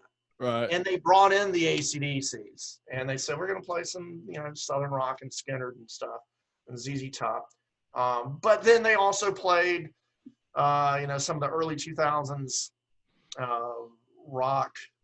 None of those really stand out to me, but I want to say, oh God. Yeah, see, none of them stand out because they're pretty good. But the important thing is that if it rocked, if it was new rock, they were going to continue to play that and continue to play new rock. But they were going to bring in all this, the classic rock, the album rock stuff that they had not played for a long time on 96 Rock, and rebranded the station something like, 96 Canes or something. I don't know. And they even had the Hurricanes logo. Interesting. It was like 96 and the Hurricanes logo, Canes. And they went with that the following Monday, all the way through the Stanley Cup, 7-game series. They drove a car. I think that's when they drove a car up to Edmonton, or I might be confusing that when they did it with Pittsburgh a few years later. But anyway, after they win the Cup, then they announced the new branding of the station, which was 96 Rock, everything that rocks, which is perfect. Right. And if it rocks, we're going to play it. So we play everything that rocks. So here I am at PTF, and I'm starting to Jones for being a Rock FM DJ again. And at that time, they allowed us, even though I was full-time Monday through Friday at PTF, I did not work on the weekend, thank God, for them. Had a little bit of a life. They allowed you to work part-time at one of the other stations in the building, and get paid for that too. Get paid hourly, part-time on one station. You're have fun, excuse me, and then salary on your regular gig. So early 2007, I came aboard at 96 Rock, and so here I am working with a new crew and learning from them, and just happy to be a part of that squad. I wasn't trying to be on every Saturday. In fact, at this point, I'm married. I had one kid, and a couple of years later, I had one more on the way. So, sorry, pollen, not COVID, not COVID. I asked just to be on every other Saturday, right? So, but every other Saturday, man, I started off the program director, Jay Nacklis, said, why don't you do middays, for us on Saturday. So we were in automation overnight up through the morning. Then they had a syndicated show on. 10 o'clock, boom, fire that mic, come on the air, start playing rock and roll. It's freaking time of my life. And, wow. A station and a time, because we're talking 2007, 8, 9, 10, into 2011, we're still taking phone calls from listeners. And over the course of those years, the thing that was weird is that we started hiring, when they became available, former RDU DJs. So eventually Blade shows up, and he comes on full-time at 96. Mary Lou McGregor, that was our midday DJ at RDU, she comes on part-time with me. Danger Boy came back. He becomes, part-time with us. I'm probably forgetting about some people, but a lot of the RDU crew came over there. So when 96 Rock reached its 10th anniversary, which is 2008, Phil Zachary, being the old genius behind RDU, he says, hey, let's bring back a lot of the RDU DJs from back in that time and make them part of the 96 Rock 10-year anniversary celebration. So I got to, just good timing on my part being there, got to be on stage at Cocoa Booth Amphitheater. We had a classic rock show booked. I want to say it was, I forget who the opener was, of the headliner was, what's the guy with Styx? It's not Tommy Shaw, but it's, the ballad guy. The Paradise Theater. It's Google. I should know. Yeah, you're actually making me feel a little bit better about myself, because I can't remember all these names either. I can see his face, but I cannot think of his name. What's his name? Google. Styx. Singer for Styx. Just go 1980 Paradise Theater. Well, who was the name that you said? Well, it's not Tommy Shaw, and it's not James Todd. No. Lawrence. No. Going. No. Not even. Ricky Phillips. No, go back. 1980 Styx. Oh, I'm looking at the wrong. Wait a minute. I don't even know what I'm looking at. Styx tribute band. Yeah. A lot of those out there too. God, what's his name? Everyone watching this is just screaming. Chuck. No, Chuck is one of the brothers. When you say it, yeah, lead singer for Styx. I gotta go to Wikipedia. 1980. John No. Dennis DeYoung. Yes! God. I was never going to get that. Dennis DeYoung, and he's a character. So Phil Zachary brings back all these great RDU DJs, and he gets all of us on stage with the current 96 Rock staff. Hell, I should have brought the picture down here so I could hold it up and show you. Yeah, I did have this awesome photo of me and Blade and Mary Lou and Allie. Was she Allie Morgan on the air? I've forgotten now. There's been 2 Allies on the station. Brian McFadden, Adam 12, who was with 96 at the time. Donna Reed was there. She flew in from Texas. It's Danger Boy's in there. Right. Tom Gongaware from QDR and early RDU was there. And we had this wonderful party. 2011, they blew it up. 2011, the station at that point is 13 years old. And still the same PD, Jay. Of course, he takes orders from management. We want to be number 1 with women. Anytime that you tell a rock station to be number 1 with women, no offense to women, because, we all love women. A rock station. No offense to the big hair babes. Yeah. Anyone of the female persuasion, a rock station just cannot be number 1 to both women and men. It's just one of those things. You're going to be number 1 with men. Women are going to listen. You're just it's too hard. I know there's a pun in there somewhere, right? Well, yeah, exactly. It's like Blade on the Night Flight. The no rear entrance or whatever the hell he uses. I wish I could find that line or I'd play it for you. Anyway, no, it's true. It's like the research and the ratings, everything else. If you change your station to appeal to women, you are softening. I'm sorry, ladies.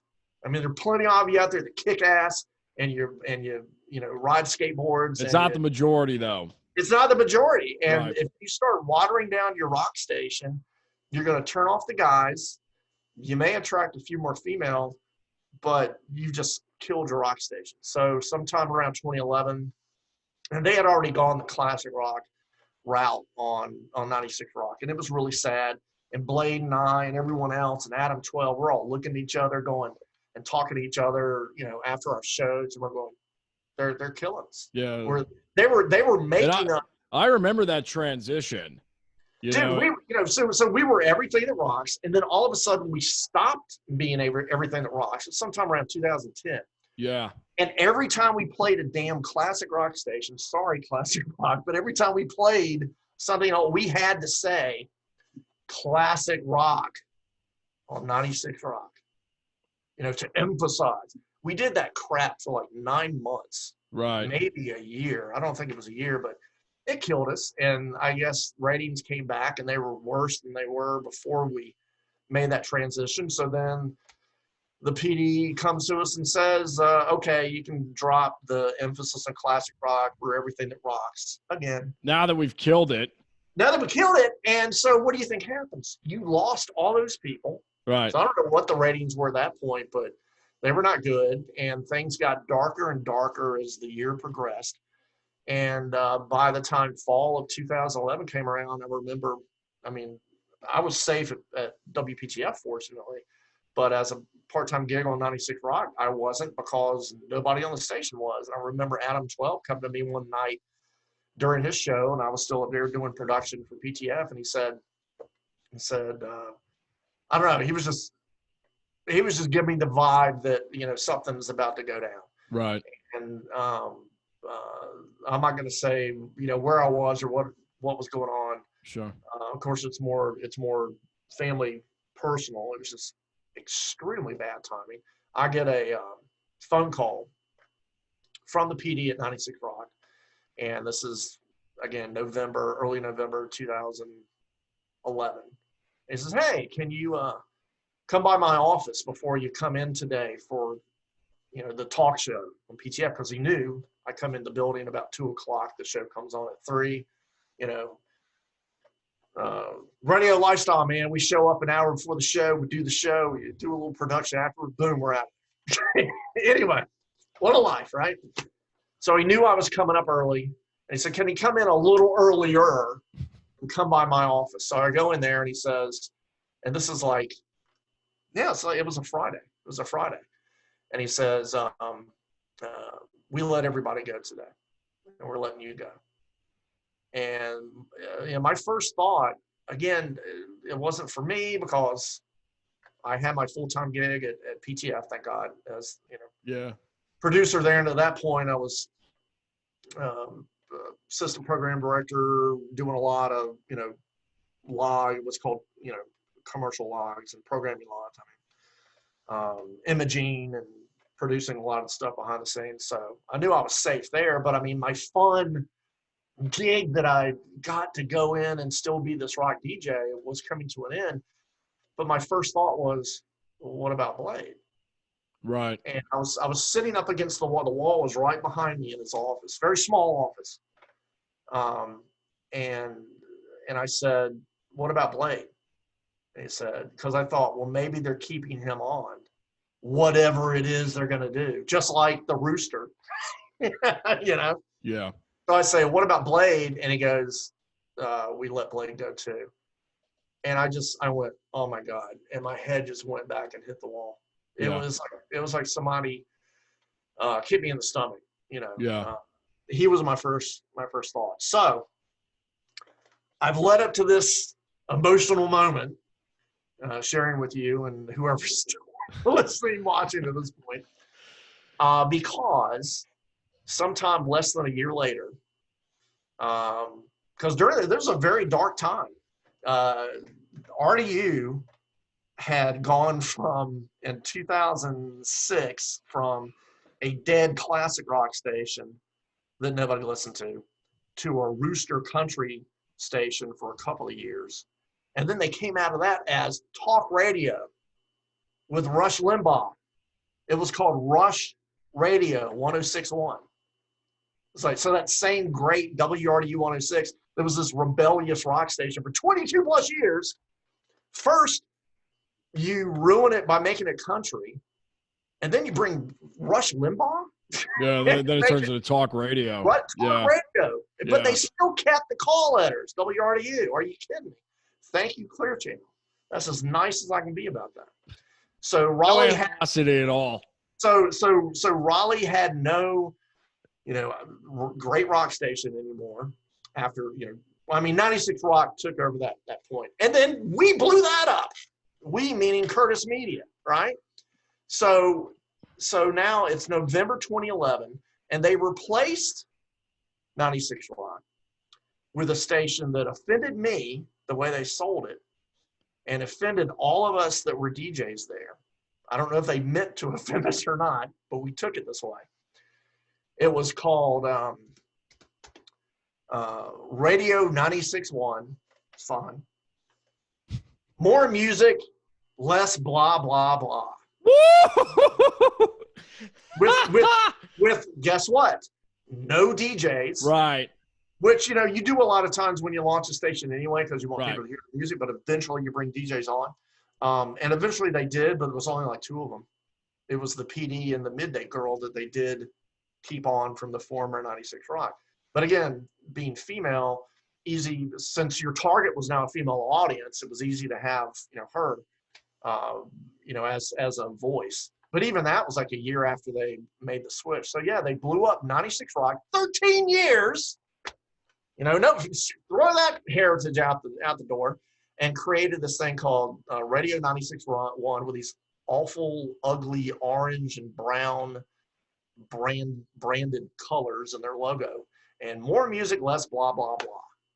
Which of course was like, oh, so you're calling me blah blah blah? Well, yeah, if I get on Jason's podcast here, and I'm gonna blah blah blah, but on the radio playing music, I'm gonna talk for 10 to 20 seconds. Shut up and play the next song. And you're calling us blah, blah, blah, right?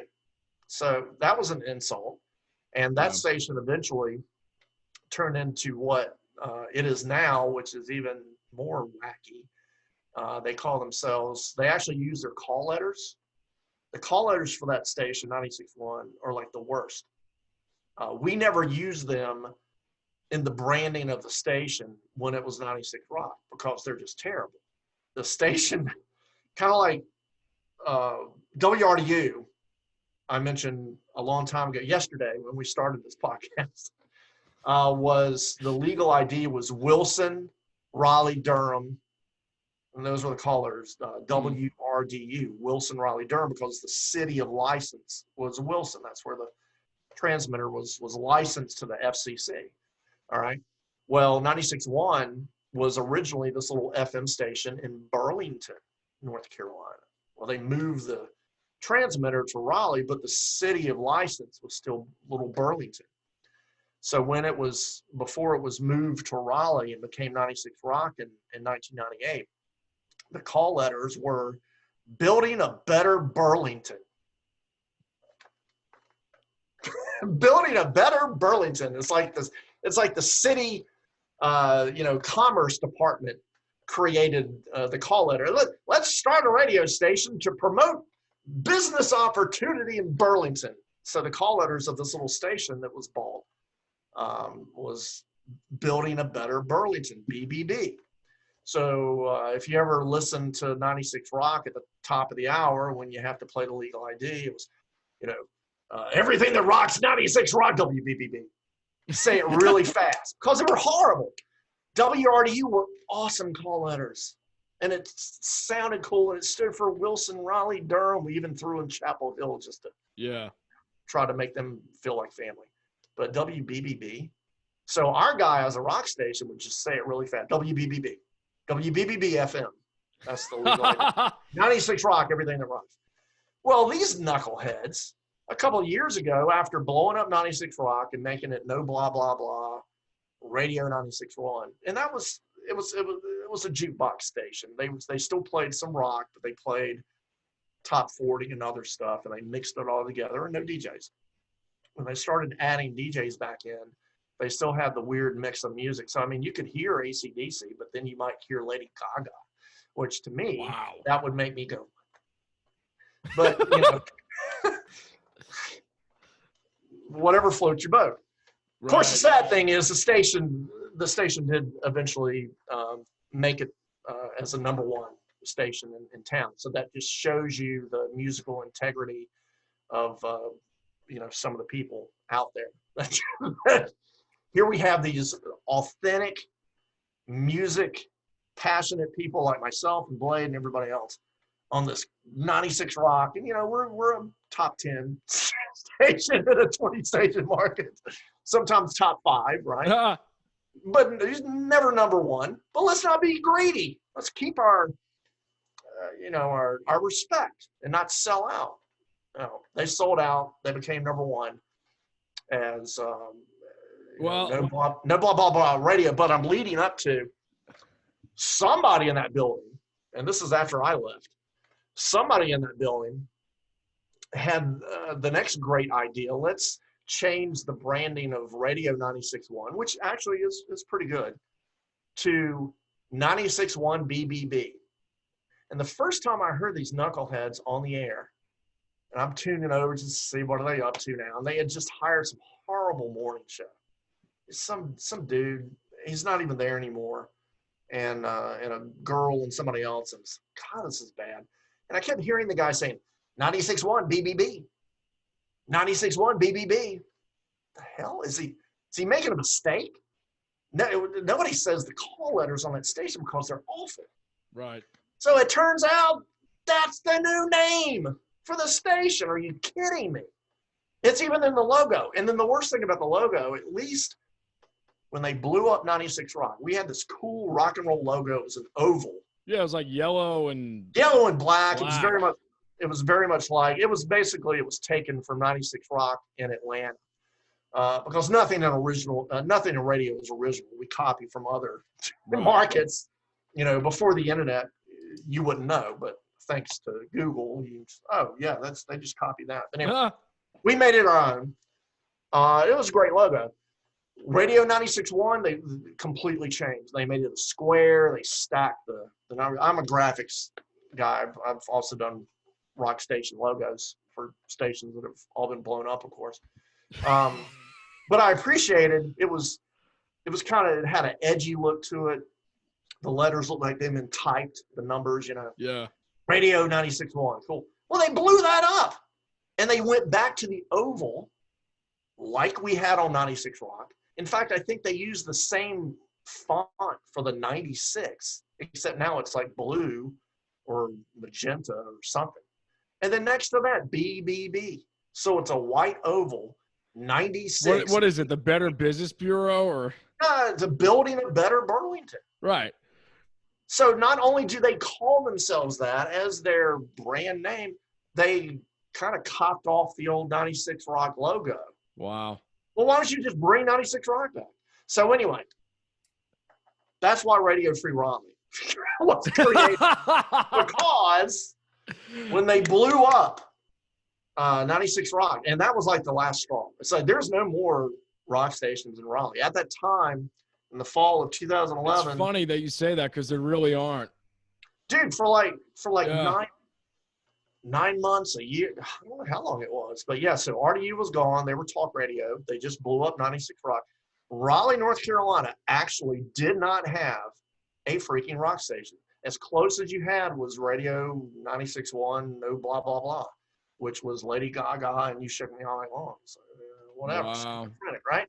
So Bob the Blade and I start communicating, and then he said, let's get together and talk about this internet thing, streaming radio, because I'd been doing the Big Hair Show for a few years on live365.com streaming site, and met him at Panera Bread at North Hills one morning.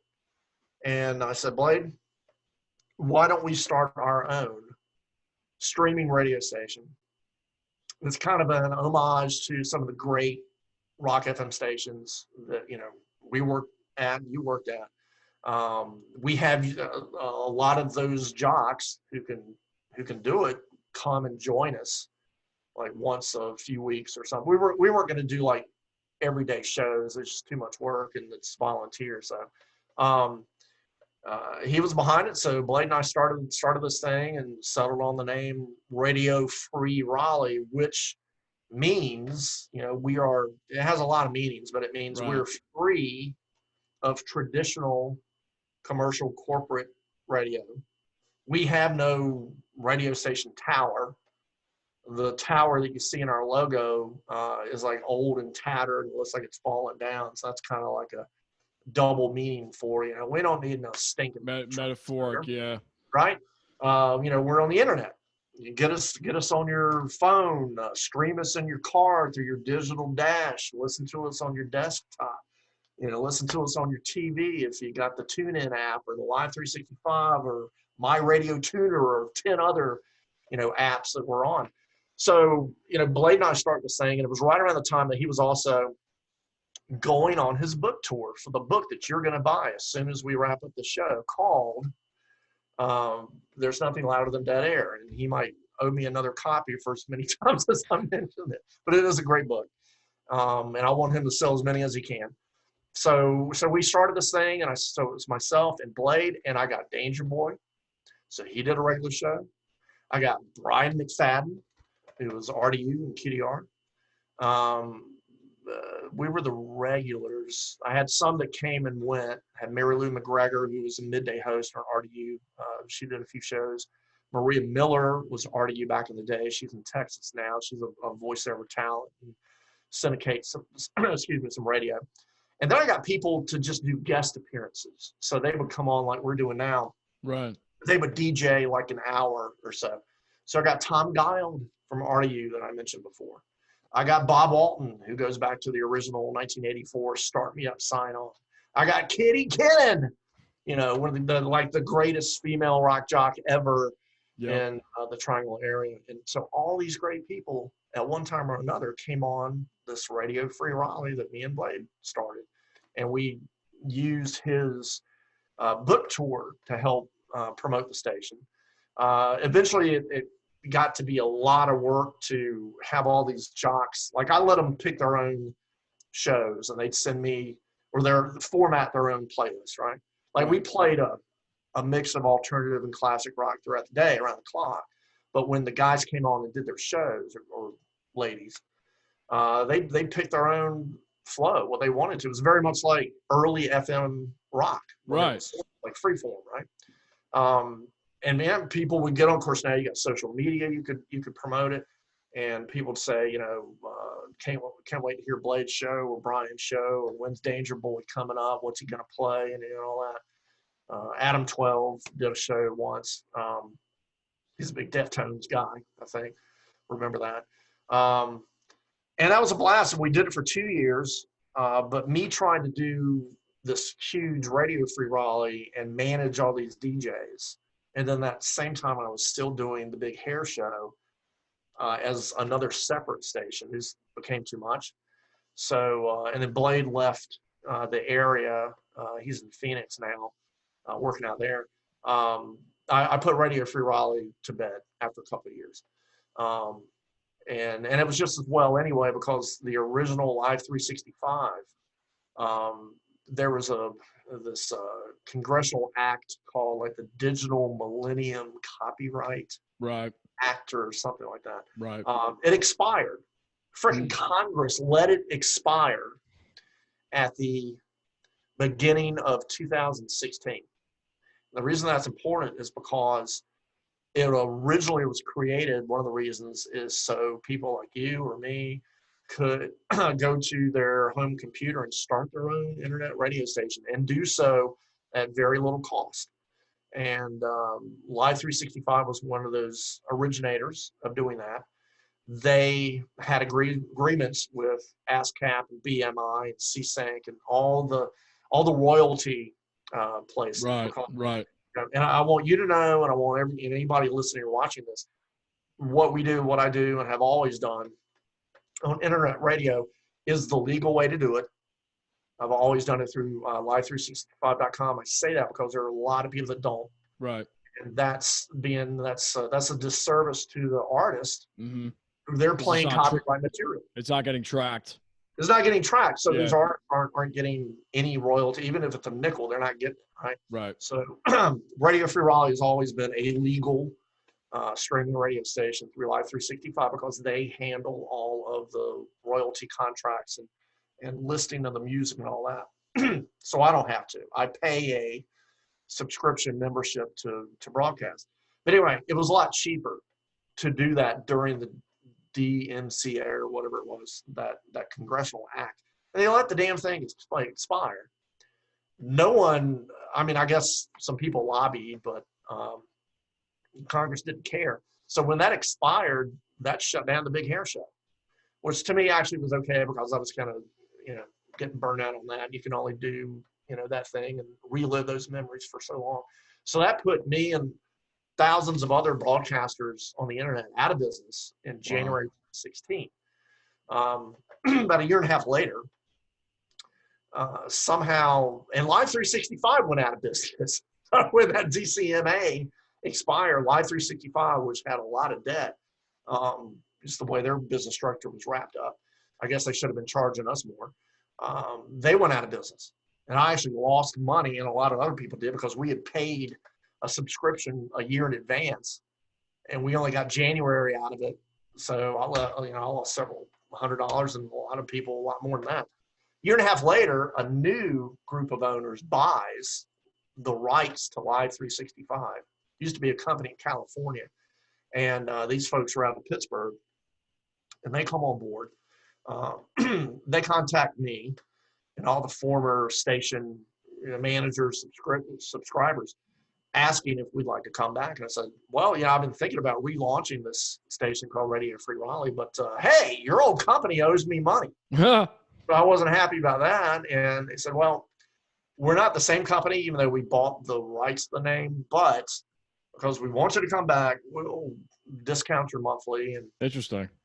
Not a huge break, but they gave me a little bit of a break. So I brought Radio Free Raleigh back. So I guess it's like 2017, early 2017.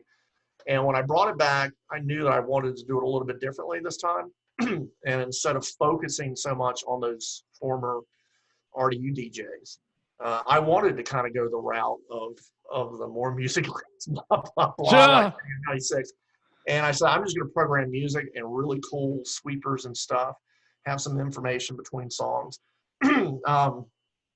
If I can have someone like Blade or someone occasionally do a show, that'd be great, but not on a regular basis. And that's what I did. So I brought it back. But then eventually, I saw that, well, it would be a lot more fun if I had all these other folks to work with. So over time, I've been able to get those folks, a lot of them, back involved again, doing regular shows. Also differently this time, I said I wanted us to, again, instead of being such a, looking back to the RDU days and playing a lot of that stuff or whatever the jocks are into now, I wanted to feature a lot of local bands. Didn't want to be totally local. Right. Because I think if you go that route, then you're playing too much unfamiliar music. And it's like, nobody's going to listen. What the hell is that? Right. So, hey, best of both worlds, right? Yeah. So you can hear anything on Radio Free Raleigh that you used to hear on the great FM rock stations from The Who, or AC/DC, and Black Sabbath of, holding up, we sold our souls to rock and roll. Newer stuff. So anything from 21 Pilots. Wow. To, name a band that's out now. When I'm talking like this, I can't necessarily name somebody off the top of my head.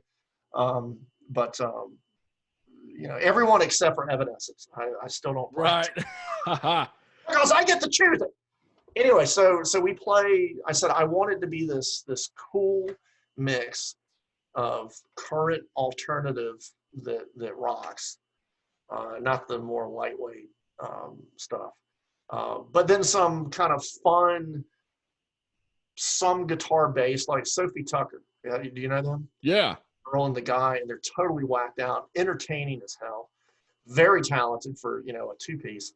We play Sophie Tucker, so you might hear Sophie Tucker and the Connells, which of course is a historic alternative triangle band right here in Raleigh, to something heavy like Corrosion of Conformity, to something current like 21 Pilots. We had John Custer on last year. Yeah. I would love to get him involved with it. And but for the local stuff, I reached out to Dave Rose at Deep South Entertainment. We had Dave Rose on last year. Yep. And Dave is hard to get a hold of, but he is a busy guy. Yep. Even since the bar shut down, but he's got 2 children now. Yep. Like I do as well. But I said, Dave, can Deep South help me relaunch Radio Free Raleigh by setting us up with as much current local band? Because I had all the heritage stuff, like I mentioned, COC Connells, but anything new. And he said, yeah, I mean, we'll give you access to the bands that we have signed and that are putting out stuff. And that meant people like there's a band called Bruxus, incredible female singer. They've since broken up. A lot of people that he featured on his Oak City Live series that were bands that were playing down at Memorial Auditorium, and they would broadcast on Raleigh cable, Yeah. So and they wrote a little blog about us that's on Deep South Entertainment website. So he helped in the relaunch of Radio Free Raleigh, and Blade helps where he can. We have him as our Friday at 5 kickoff guy, because that's what he used to do on RDU. He's got a little kickoff sounder and play me some Skitter and all the stuff. The bits and things that he used to do on RDU. We've got some of those that we replay, and then everything else is like music that you would have heard Blade play like back in the day on RDU. But the neat thing about Radio Free Raleigh is that what I settled on, was a great DJ from those times on each night of the week. So you have like a benchmark time to remember to listen, put that in your calendar. Right. And it's a completely different show. So on Monday night, we do this thing called Mellow Monday, which are all kind of mellow, vibing, rock and stuff. And rock from anything. Could be from 1969, Rolling Stones, Street Fighting Man, although that's got a bit of an edge to it. So maybe not that song, but maybe Angie. To, again, something current, right? And everything in between. National artists, local artists, whatever. We play them on Mellow Monday. And Donna Reed, who she's a WRDU 106 alum. Yeah. She was the jock on at night during the year that Blade was in Santa Monica. She was part of the 1990 Rolling Stone Radio Station of the Year staff. Donna Reed does Mellow Monday, 6 and 10 p.m. is when those features play on Radio Free Raleigh, so you can remember to listen. On Tuesday, which we have tonight, and we already had it at 6 o'clock. We do a replay at 10. I kind of treat Radio Free Raleigh like a TV station. So if you miss a cool hour of these jocks and music at 6 o'clock, we're going to replay it at 10. So you got 2 chances, right? So on Tuesday we do Y2 Tuesday. That's our answer to all the stupid two for Tuesday classic rock block features that I know at least those of us who have done radio are sick of, and I will never do another 2 for Tuesday. So Y2 Tuesday take off on Y2K and the new millennium, right? The wonderful millennium that we're in now, that keeps getting so much better. So Y2 Tuesday is all the good alternative mainstream rock and local stuff from the year 2000 to now. Simple as that. So we don't play anything before 2000 and right up to whatever the currents are. And that includes local bands. But most of it's national artists. Tonight I'm hosting that one. We're looking to get another former RDU part-time jock, and actually he was PD down in Active Rock Station in Jacksonville years ago. Same time I was in Fayetteville, Dave Tripp. We're looking to get him on to host on Tuesdays. Wednesday, and these things are easy to remember because they kind of fit the day of the week. So you got Mellow Monday, Y2 Tuesday, New Wave Wednesday.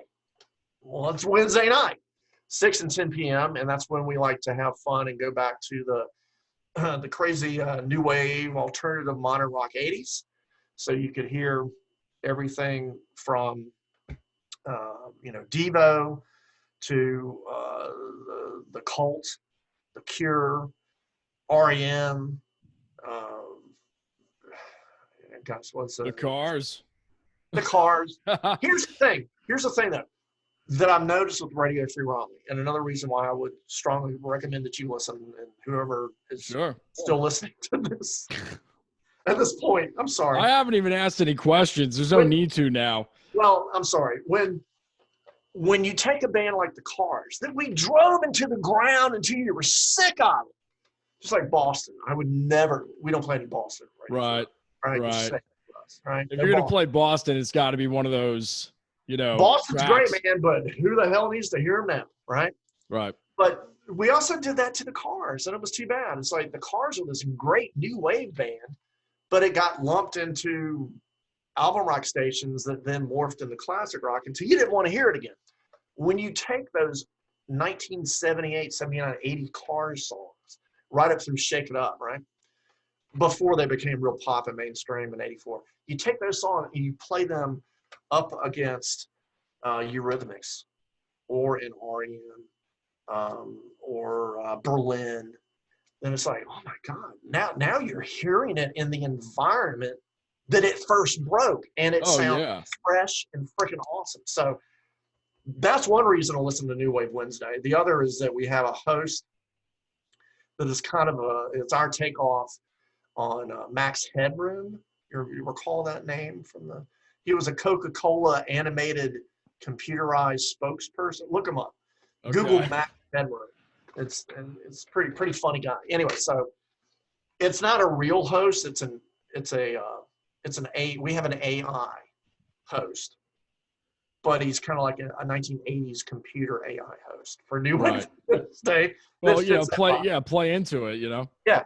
So Thursday is when we do a true homage to RDU, usually, although sometimes it's 96 Rock, sometimes it's QDR FM, but, everybody has their Throwback Thursday photo on social. So what the hell, I mean, for lack of a better name, Right. Throwback Thursday is on Radio Free Raleigh. So at 6 and 10 p.m., you will hear a collection of WRDU 106 rock jocks from various years, piping in between songs. You will hear one of the early and the longest running, what's called a station voice guy. To listen to an FM station or any rock radio station, really, but especially rock stations, you always hear this guy with a great voice between the songs, right? And he says cool stuff or funny stuff. And the alternative stations are usually like this. And then the rock stations are like WRDU. I'm not a station voice guy, so I can't really do it. But there was this wonderful, talented guy named Chris Corley, and he was our station voice guy. Oh my gosh, it's like station voice guys back in the day were as important as the DJs and Right. the music that you played. It was all in one, right? Right. So he was our voice guy. And in fact, when I went to Fayetteville at Rock 103, he was already the station voice guy there. So, I mean, what a treat for me. And when I got to Fayetteville as program director, I got the right copy for this guy that I idolized and heard, and then, of course, played between songs when I worked at RDU. So, anyway, That's awesome. he passed away unexpectedly. I think it was a heart attack. It was in his mid-50s a year ago at this time. Wow. We were not doing Throwback Thursday. We didn't have a feature of the day yet for that day. And when he passed away, I'm sitting here, and this is another reason for Radio Free Raleigh, because I want people to remember this stuff, that care. Or maybe people like you that don't know about it. And if you hear us doing it, you'll go, oh, well, damn, that's really cool. Right. So I see that he died. I start emailing people that I used to work with, or especially the production guys that did all the what's called imaging, that Right. brand your station, all the sound effects and stuff, and putting the words together, the song hooks. That's also what I've done a lot over the years. Yeah. Got up with those guys and said, "Do you have any Chris Corley material from RDU?" Like, I had stuff that he did for my Big Hair show. He was the voice for that. RDU Big Hair Show with Mark Arsen. I mean, that was the guy, right? But I wanted just regular RDU imaging. And this guy, Chuck Matthews, up in Cleveland, longtime radio guy and imaging guy. He said, "Oh yeah, I got his stuff." So he sends me what he's got. I found an old commercial on YouTube that was a famous RDU TV spot, 1996, I think it was, or 94, Wow.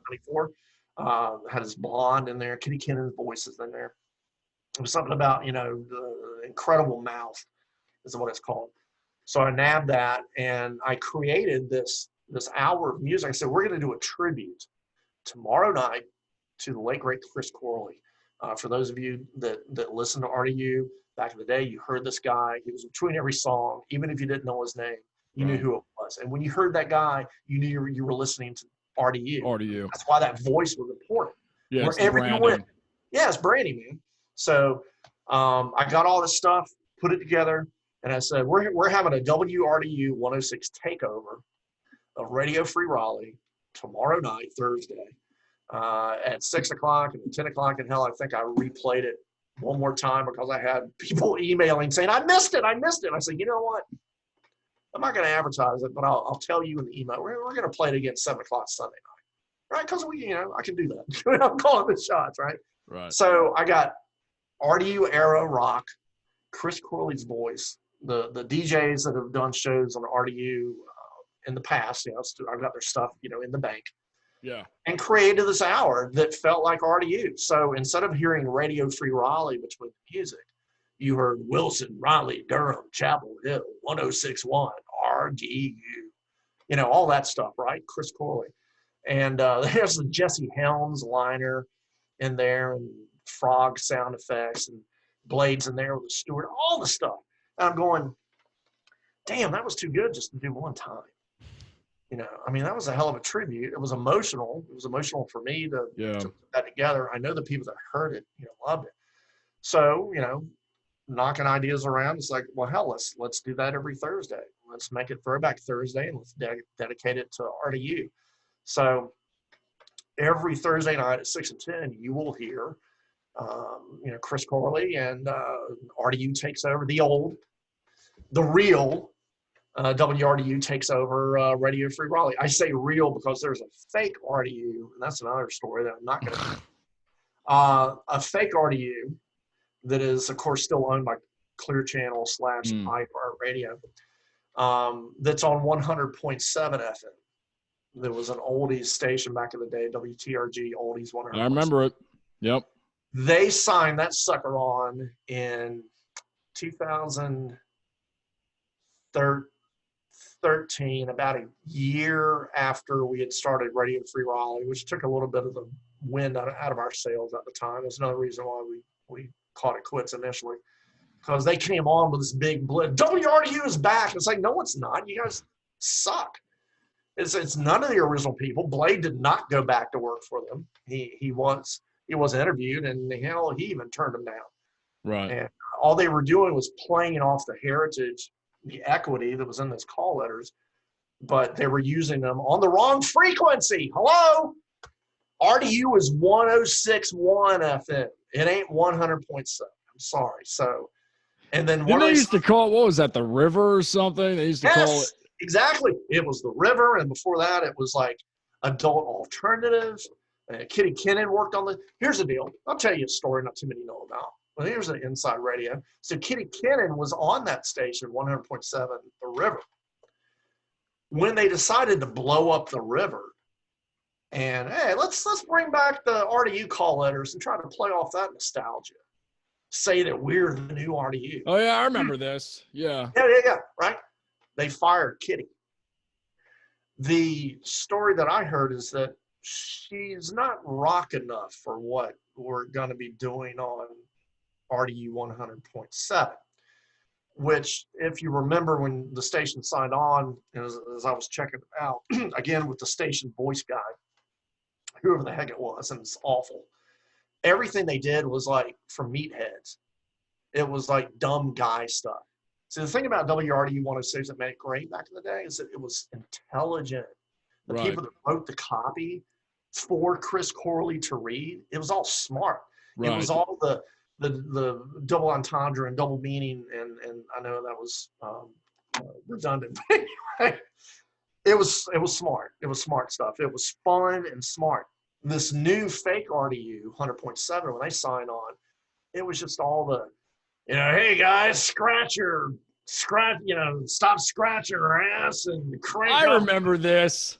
And I'm like, yeah, it's like Neanderthal idiots. Yeah, I remember that. So number one, what I also said earlier about if you're a rock station, forget about getting women listeners. At least they understood that. They're not going to have any women listening to a station that sells itself that way. Right. But then it was just so insincere and cheap to bring back those call letters, and then of course they made it WRDU classic rock. 100.7 or 100.7.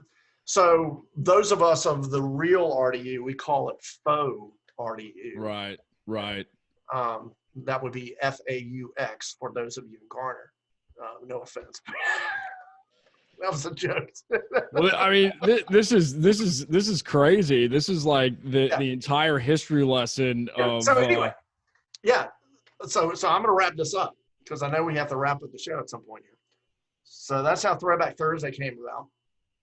And then Friday, I think I mentioned Blade kicks off Friday at 5 o'clock because that's what he did. And we've got the original sounder that was this big production piece back when radio used to do that. That's probably like 30 seconds long, way too long. But anyway, it's fun. He kicks off the weekend and it's very, woo, get a bunch guys and, redneck rock and roll. And then he'll tell some stories. There's a little segment in there where Blade just does his talk, Right.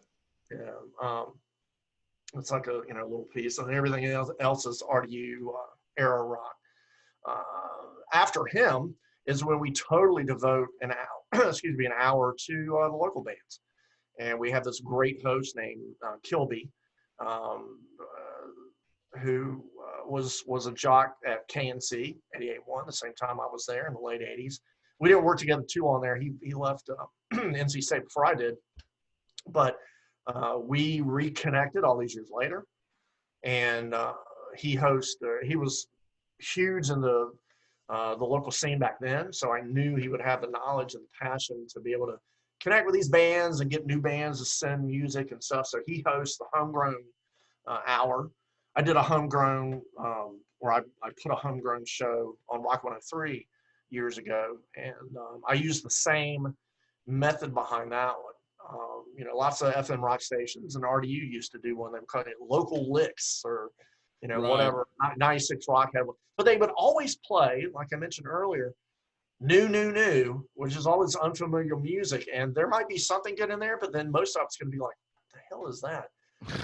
So when I did it in Fayetteville, I said, we're going to do it differently. And the way we did it in Fayetteville is the same way we do it on Homegrown Hour on Radio Free Raleigh, which is every Friday, 6 o'clock, 10 o'clock, and then we play it again Sunday night at 7. It's new, current local bands. And when I say local, most are from the Triangle, but it could be across North Carolina. Hell, it might be South Carolina. It might be Virginia occasionally. Right. But we also play the heritage bands. So then you've got this great, cool mix of the Connells and Corrosion, Right. and whoever else from back in the day. And we go back to about 1989, 1990, not too further than that, or sonically, it really doesn't match. And then you play that alongside, because those songs, a lot of people still know those songs, or they're kind of proven rock pop songs. And then you mix that with today's best local artists coming out, which is fun for me and fun for Kilby. And then, we get this music sent to us. And it's the same thing that we would have done at the actual, brick and mortar radio station. You're going through music, you're connecting with the bands. And anyway, so we do that Friday nights and a replay on Sunday. And then we just recently added 2 more shows on the weekend as we're expanding this thing. 2020 supposed to be our big breakout year for Radio Free Raleigh. We're trying to increase our social media following, our listenership, and all that, and then hosting for the first time an actual local music showcase, which we're going to do if Governor Cooper allows us to. Right. COVID and all that. But anyway, so Saturday we started a alternative country Americana show.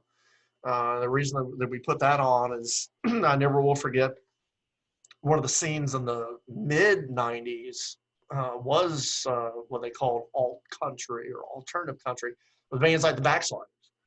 And they came out of Raleigh bands called the Accelerators. And then you got artists like Ryan Adams that were in Whiskeytown. And even though he wasn't from Raleigh, he came to Raleigh to record and form that band and play the brewery and play those places. So we've got all this cool, like edgy Southern vibe alternative country that's too rock for country, but too country for rock is what I like to say. And then your Americana stuff that's a little folksy and more eclectic, but as long as it has some kind of rock element. We put all that together. It's a show called Pickin' on the Porch. And Liz Bloom, another WRDU alum, but she also worked at the country QDR back in the early 90s, I think, before she was at RDU. She hosts that show. And she's already started doing quite a few interviews. We have an interview with Melody Guy, who's this incredible female artist out of Nashville. She's going to be on this weekend. Last weekend or 2 weeks ago, I think we had lead singer from the Pinkerton Raid, who are out of Durham. They are great. We recently discovered those guys. So I love being able to fit a show like that within all these other rock shows on this basically alternative / new wave / some classic rock deep cut internet radio station, right?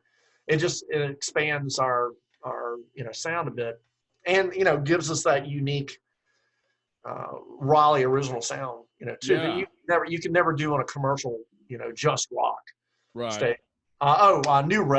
New Reveille. I love those guys. Talented as hell. We play the heck out of their stuff. they if they haven't already achieved it, I mean, they will be one of the biggest, country bands or country rock bands in the country here very soon, and they're right here out of Raleigh. So if you're not into New Reveille, you need to listen to them. My God, they're so talented.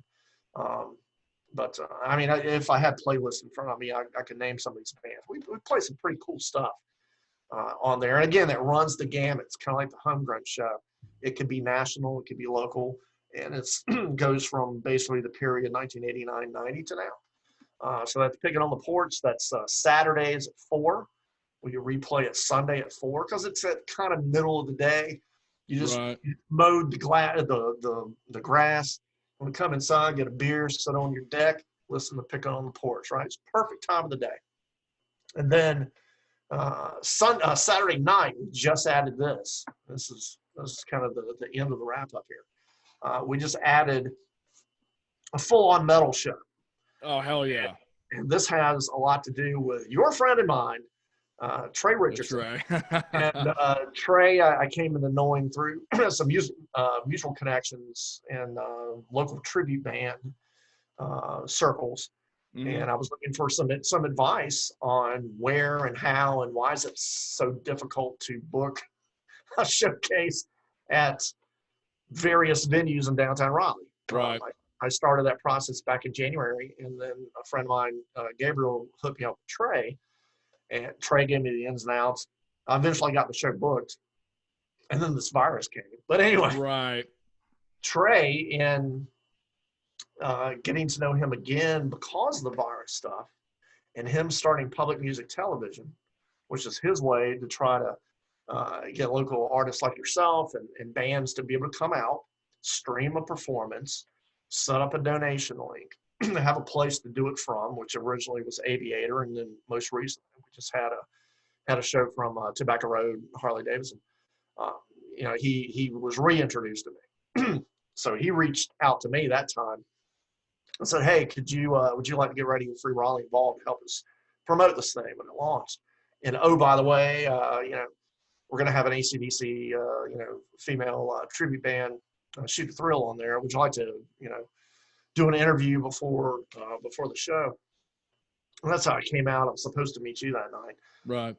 And, talking about Radio Free Raleigh. And then, so in the weeks that have progressed or passed by, since then, and talking to Trey, it's like, we'll be texting about PMT or Radio Free Raleigh or whatever. And I'm like, it's like, dude, your metal band is really talented, Death Cadence, right? It's like, really talented. I'm sorry it's taken me this long to discover you guys. But you ever thought of DJing or hosting a show on Radio Free Raleigh, and let's just do a full-on late Saturday night metal show. Not a big hair show. I did not want to go down that road again. I did not want to do anything that trades off that name, or right. I'm not hosting and big hair babes and all that. Didn't want to do that. I said, well, let's do the Panteras, as you've mentioned. Let's do the Black Sabbaths that I was holding up earlier. Let's do Clutch and Anthrax. Let's do the harder, earlier STP. Yes. Let's maybe do Ministry, Motorhead. Yes. Good Ozzy. Zach Wild Ozzy.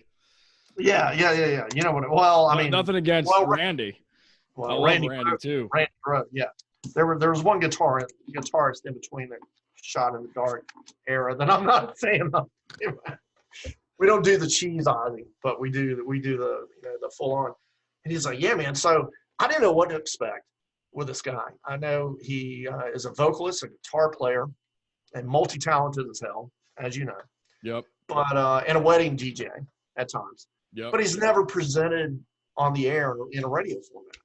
So I got music from him, music that I had, music from some KMC guys from back in the day, sending me music. I'm uploading, start making playlists, for Trey, and and then he does a show.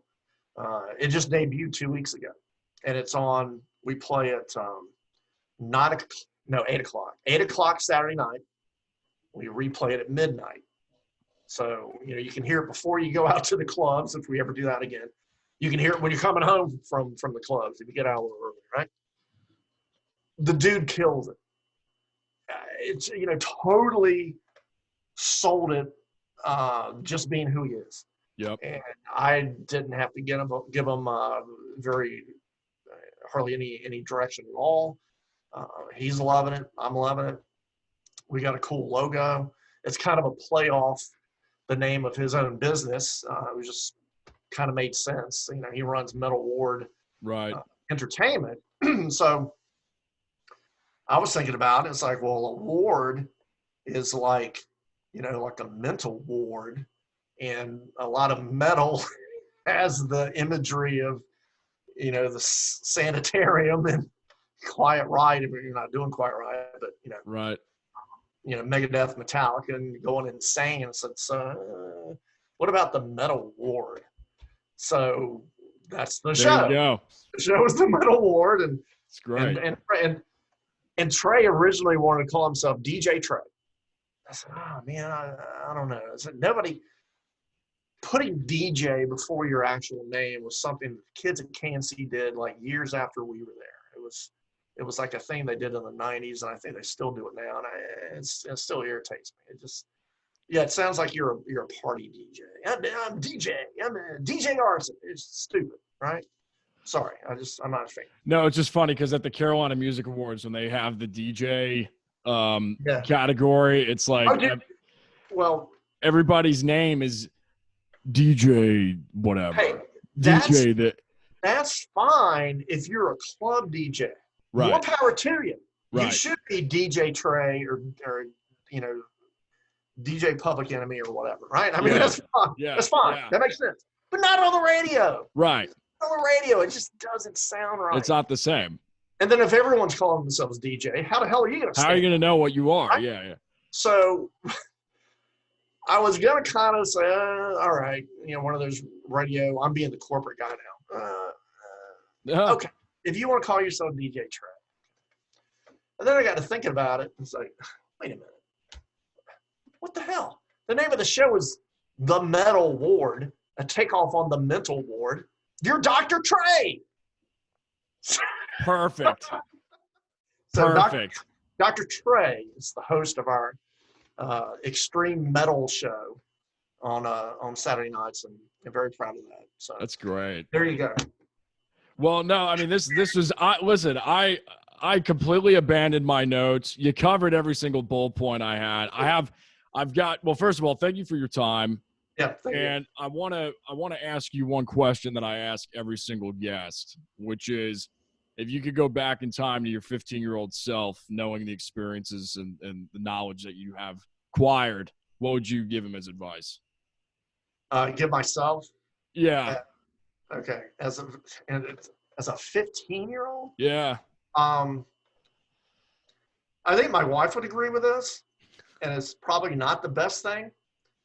She would say, so I'll say it. My 15-year-old self would say, don't ever stop being young at heart and just being a kid. And well, I never have stopped. So yeah, I guess I did listen to my 15-year-old self.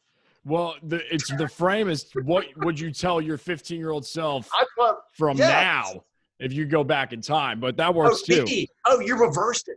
But that's really how it's framed. You reversed it. But okay. I like that answer. I like that answer.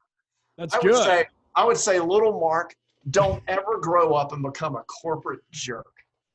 And you haven't. I haven't. Yeah. That's great. I think that was a wrap. No, that's listen. I didn't cross off one thing on here. You hit them all. Only thing I didn't talk about is our concert. I pray and hope that this happens, but again, yeah, everyone's safety is the most important thing. It sucks because the bands that are part of this can't work, as you know. Right. So we're just hoping that the governments and leaders and everything can get people tested, and enough people so that we can show that this thing has curtailed.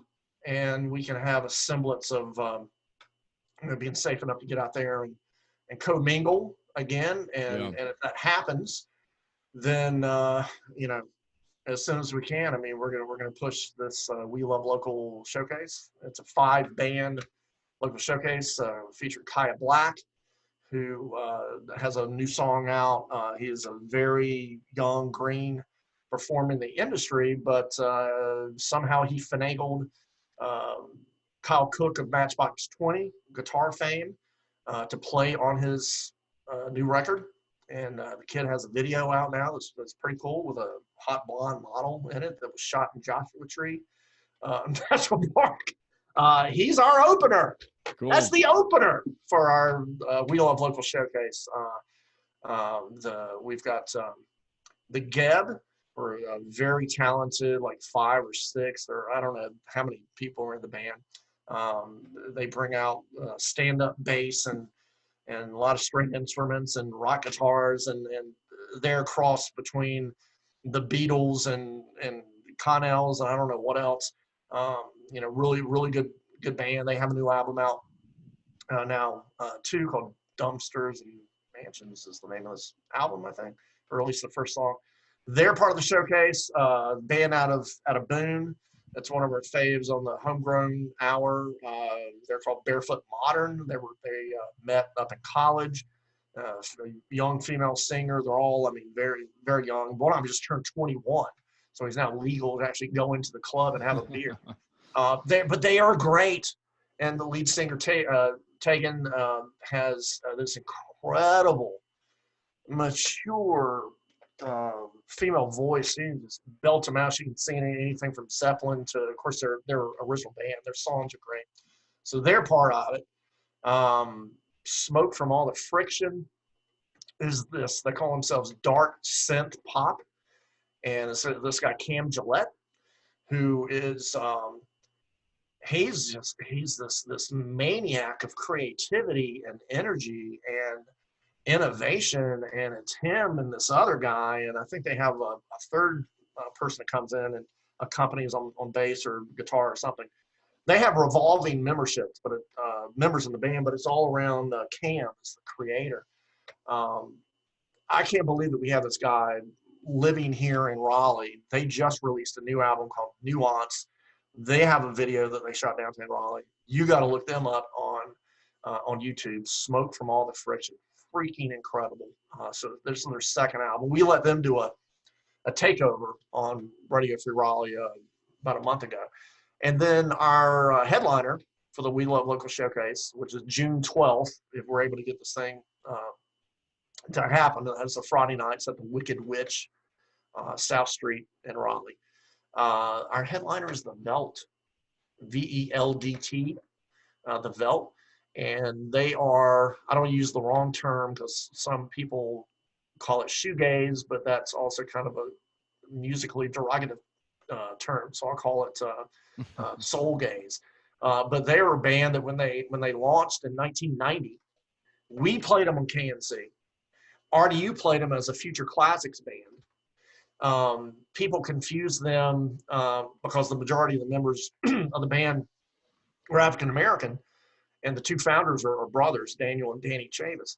They confused them with everyone from Living Color to 24/7 Spies to whomever else. Right. But their musical influence are the Cocteau Twins and British alternative, dark alternative, and they're very, I would say, modern psychedelic. And they've got this dirgy guitar thing that they do. But then Daniel and his vocals are very falsetto, so he kind of sings above this, So it's like, it's like watching The Cure, but it's not a bunch of white guys on stage, So it's visually and sonically, it's original as hell. We are so honored and proud to have them, as our headliner. And I like to call them, they're our heritage headliner because, my God, they've been around for 30 years or something. They don't play that many shows in Raleigh. Some of them live in New York, and one of the brothers lives here. They're both stuck here now doing video streams, during the COVID stuff, but they're our headliner. And it's a $10 ticket. Wow. To see to see 5 bands. I mean, Yeah. Kai's going to do a short little set because he doesn't have the catalog. Yeah. But the other bands are all going to play, 40-minute sets, and then the Velt will play an hour to, close or whatever. But yeah, Friday, June 12th. And then on top of that, because Radio Free Raleigh has been a media partner of the Hopscotch Festival, which is the Yep. wonderfully alternative music, lifestyle, everything else festival that takes over downtown Raleigh. We've been a media partner with them since 2017. Yeah. So we're back with them this year. And the deal that we have with the Hopscotch Festival is that if you purchase a ticket to our show, We Love Local show, then on June 12th, we're going to give away at the show one of the people in the crowd that bought advance tickets, 3 tickets for that weekend at the Hopscotch Festival. So you buy a ticket to our show, it qualifies you to win a general admission pair of tickets to the Hopscotch Festival. That's like $180, pair of tickets, or even more. Well, hopefully this happens. I know. If it doesn't, I can tell you that, behind the scenes, we're working on some plan Bs. So we have to postpone it to another date. And one of those plan Bs is to potentially have it be some part of Hopscotch weekend. I hope we don't have to do that. June 12th. Well, hopefully Hopscotch happens. Hopefully that happens. I mean, at this point, who the hell knows? Who knows? I mean, June 12th looked like it was pretty doable, but as we get closer, I'm like, anyway. So, but I want everybody to be comfortable and feel like they can leave the house and go to places. But obviously, Wicked Witch and no one else can open, until that happens. So anyway, and we've been posting links on our social media and talking about it on Radio Free Raleigh for the various clubs, the Poorhouse and Slims and whoever else I haven't mentioned, to, all the donation links to help their staffs. We helped out we shared a post that I think it was the Musicians, Guitar Center, Learning Center, was trying to help out the North Carolina Food Bank the other day. And they were trying to raise $1,000. They ended up raising like $1,700 in 4 hours. Wow! And that was after. I mean, not just because of our post, but we did share it on Radio Free Raleigh. And today I got a thank you, from them, and to say, hey, could you share the new announcement that we're trying to raise that to $4,000? Food for people that need it. So we're trying to do our part. Yeah. With that too. So that's serious stuff. All right. So live365.com, Radio Free Raleigh. Yeah, I mean, all you have to do, so it's not too complicated, just go to our website, and there's buttons on there. Click little arrow, listen live. What is the website again? And I'll have it in the description box. But it's radiofreeraleigh.com. Perfect. Yeah. Cool. Awesome. Well, hey, this is great. What do we go? What the hell time is it? Oh my God, it's 9 o'clock. That's so much for that 20-minute timer. That's not good. Well, I told the unvarnished story for all the corporate radio types out there, but I mean, hell, I'm not going to work for corporate radio again, so I don't care. Was this the first time you've kind of aired out everything? No, I'll tell you what. After the RDU thing, I did an interview with a guy that I loved his show. I don't know what he's doing now, if he's still in the area, but he was on Raleigh Cable Access in the early 2000s. He was big in the, I want to say in the LGBTQ community at the time. God, I wish I could remember his name. Like a shaved head, very skate punk looking dude. Smart as hell, funny as hell, made you think. He did the show, it was kind of like Monkey Time or something. And he called his viewers like monkeys. You're like, a monkey for following authority or whatever. And he hits me up because I think his main gig is that he was a writer possibly at the Indie Weekly, maybe at the time. And since I knew him from the Monkey Time Cable Access show, he was calling me to say, hey, what went down at RDU? Why did you and a guy at G105 and a girl here, why were y'all let go? And I was already working at another job at the time. And I'm like, oh, what the hell? Yeah, sure. And I told him. And I told him what I told you, that I was replaced, by this fake ass guy doing voice tracks out of Florida. So, I wanted people to know that read that article, if you're listening to RDU, that guy doesn't care about you. Right. That guy doesn't know anything about Raleigh. He's not a local like I am. He's in another freaking state. He mails in his breaks. They're trying to make it sound live. If you call him, ain't nobody going to answer. Nobody's there. Yeah. And so a little bit of it was of course, bitterness and losing the job, but the other was, hey, I like for the truth to get out there.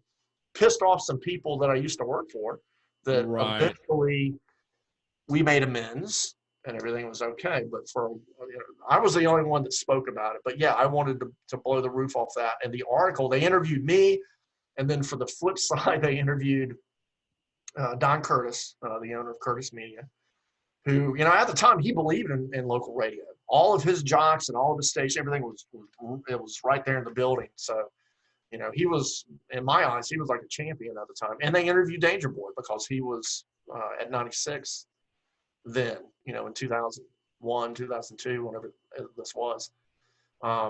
So yeah, that's the only time I've spoken about publicly.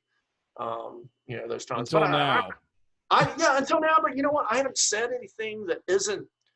I haven't exaggerated. It's the truth. It's behind the scenes, and I've said so in a way that whoever that I'm friends with now, there's nothing I think that I said that would cause them to go, oh my gosh. I love all those people now, and I think they think decently of me. So now it's documented, and it's documented. They'll come after me. So out there on YouTube, you can play it back 50 years after we're dead. So there you go. Rock on, man. Hey, listen, I appreciate the in-depth conversation and your legacy for the community. I know you enriched my life, even when I was younger. Like I was a kid, but thanks for everything. Yeah, thank you, man. Thank you.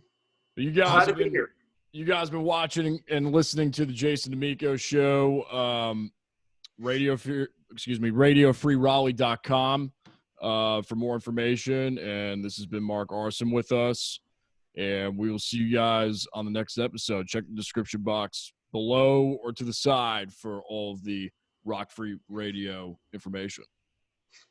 Peace.